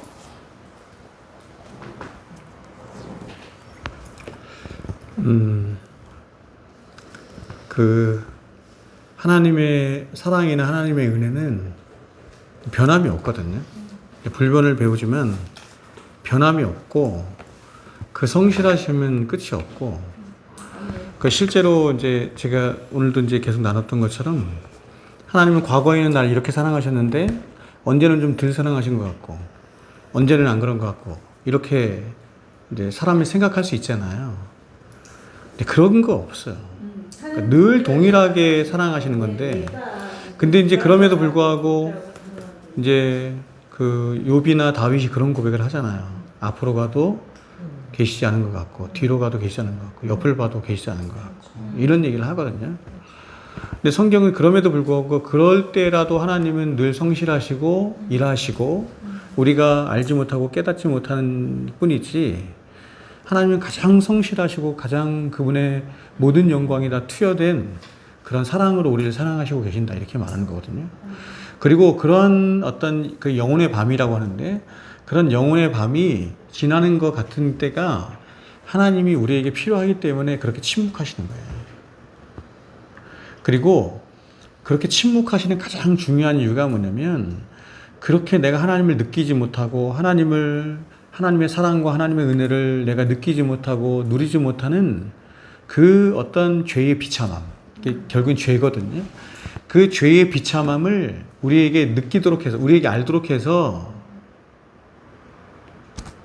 더 큰 하나님의 그쵸? 그것으로 이렇게 상승할 수 있도록 하시는, 그러니까 말하자면 이제 배고픔을 갖게 하시는 거죠. 그러니까 사람이 그렇잖아. 이렇게 막 배부를 때는 이렇게 음식이 차려져서도 별로 그런 것처럼 그런 깊은 영혼의 밤을 통과하게 하심으로 그 죄의 잔악성과 그리고 또 내가 죄에 거했을 때 어떤 나의 영혼의 피폐함이 어떤 것인지를 깨닫게 하셔서 결국엔 하나님을 향한 더욱더 큰 갈급함과 이런 마음들을 갖게 하시는 과정이다 이렇게 볼 수 있어요. 이렇게 볼 수 있습니다. 그리고 그런 죄의 가장 중요한 것 중에 하나는 뭐냐? 내가 하나님의 사랑을, 하나님의 은혜를 깨닫지 못하는 것게 하는 죄의 가장 중요한 것 중에 하나가 뭐냐면 교만이에요. 교만. 저는 모르겠습니다. 여러분, 저는 모르겠습니다. 근데 저는 당연하다고 제가 생각해 본 적 한 번도 없어요. 한 번도 없다는 건 좀 그렇지만 거의 생각하지 않아요. 저는 당연하다고 생각하지 않아요. 제가 지금 여러분에게 말씀을 전할 수 있는 거 당연하다고 생각하지 않아요. 제가 목사가 된 거 당연하다고 생각하지 않고 제가 지금 집에서 이렇게 먹고 살고 하는 모든 것들이 제가 그걸 언제 알았냐면 내가 하나님 앞에 저라는 존재가 어떤 존재인지를 정말로 알고 깨달았을 때 알았어요. 내가 그럴 수 없는 존재라는 걸 너무너무 알았어. 내가 이게 비교 우위를 말하는 게 아니에요. 그냥 저는 살아있는 것 자체가, 그래서 이제 사도가 얘기하잖아요. 내가 전에는 복음에 대해 회방자요, 핍박자요, 포행자였는데 내가 얼마나 하나님 앞에 복음을 향해서 포행자요, 핍박자요, 회방자였는지를 저는 정말 알았어요. 근데 이런 날을 사도가 얘기했던 것처럼 그런 날을 주님께서 내치지 아니하시고 어떻게 하냐면 전도자로, 사도로, 그렇죠? 구원하여 주신 것만 해도 이게 너무너무 놀라운 일이, 더 나아가서 사도로. 저의 비유해서 얘기한다면 저는 목사죠. 말도 안 되는 거야. 저는 솔직히 수시로 생각해요. 무슨 소리. 제가 목사로서 여러분에게 말씀을 전하고 있다는 게 저는 너무 기이하고 놀라울 뿐이에요. 뭐 다른 걸 뭘 주장하겠어요? 네? 다른 걸 뭘 주장하겠어요?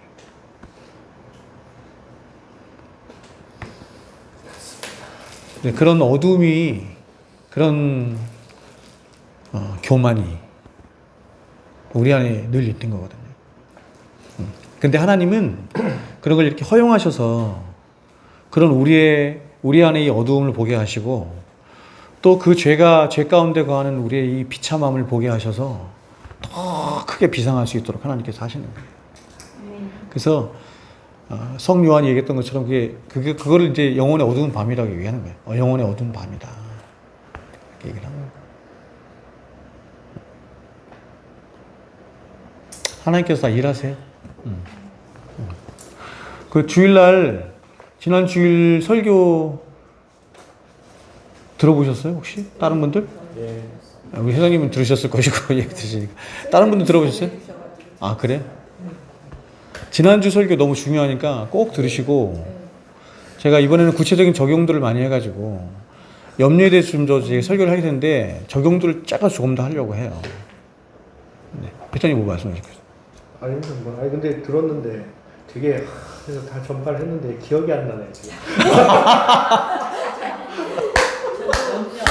큰일 났어. 아니 집중하고 막 듣는다고 하고 또 써서 했는데도 지나가면 다 클리어야. 이게 클리어요? 클리어. 지난주 설교는 좀 매우 중요하다고 제가 매우 중요합니다 이렇게 저는 또 우리 그 기도 중보 모임에다가 꼭 시간을 내셔서 집중하여 들으세요. 아, 그러셨구나. 그 나무 동산에 그게 본인은 클리어 왜냐면 이게 질문하는 것들이잖아요. 아니, 저도 그게 은혜라고 생각합니다. 계속 말씀에 다시 집중하고 저를 하나님께서 한 40대 후반 이후에 저한테 총기를 뺏어가셨어요. 그래서 저는 그게 너무 감사하다. 저 솔직히 너무 감사하다. 이런 생각이 듭니다. 끝이 좀 이상한 것 같은데요? 자기가 다 끝이 조금 이상한 아닙니다. 그건 매우 중요한, 저한테는 매우 중요한. 또 요 생명의 말씀은 좀 잘 생각나게 해주시는 글쎄요. 지혜가 있었으면 아니, 근데 좋겠다. 인생이 뽀샤시 하셔서 그러시다. 저는 그렇게 생각해요. 뽀샤시? 이게 문제. 그냥 그렇게 고통스럽거나 힘든 일이 없으신 거죠, 지금. 그게 정답인 것 같아요, 저는. 그거야 뭐.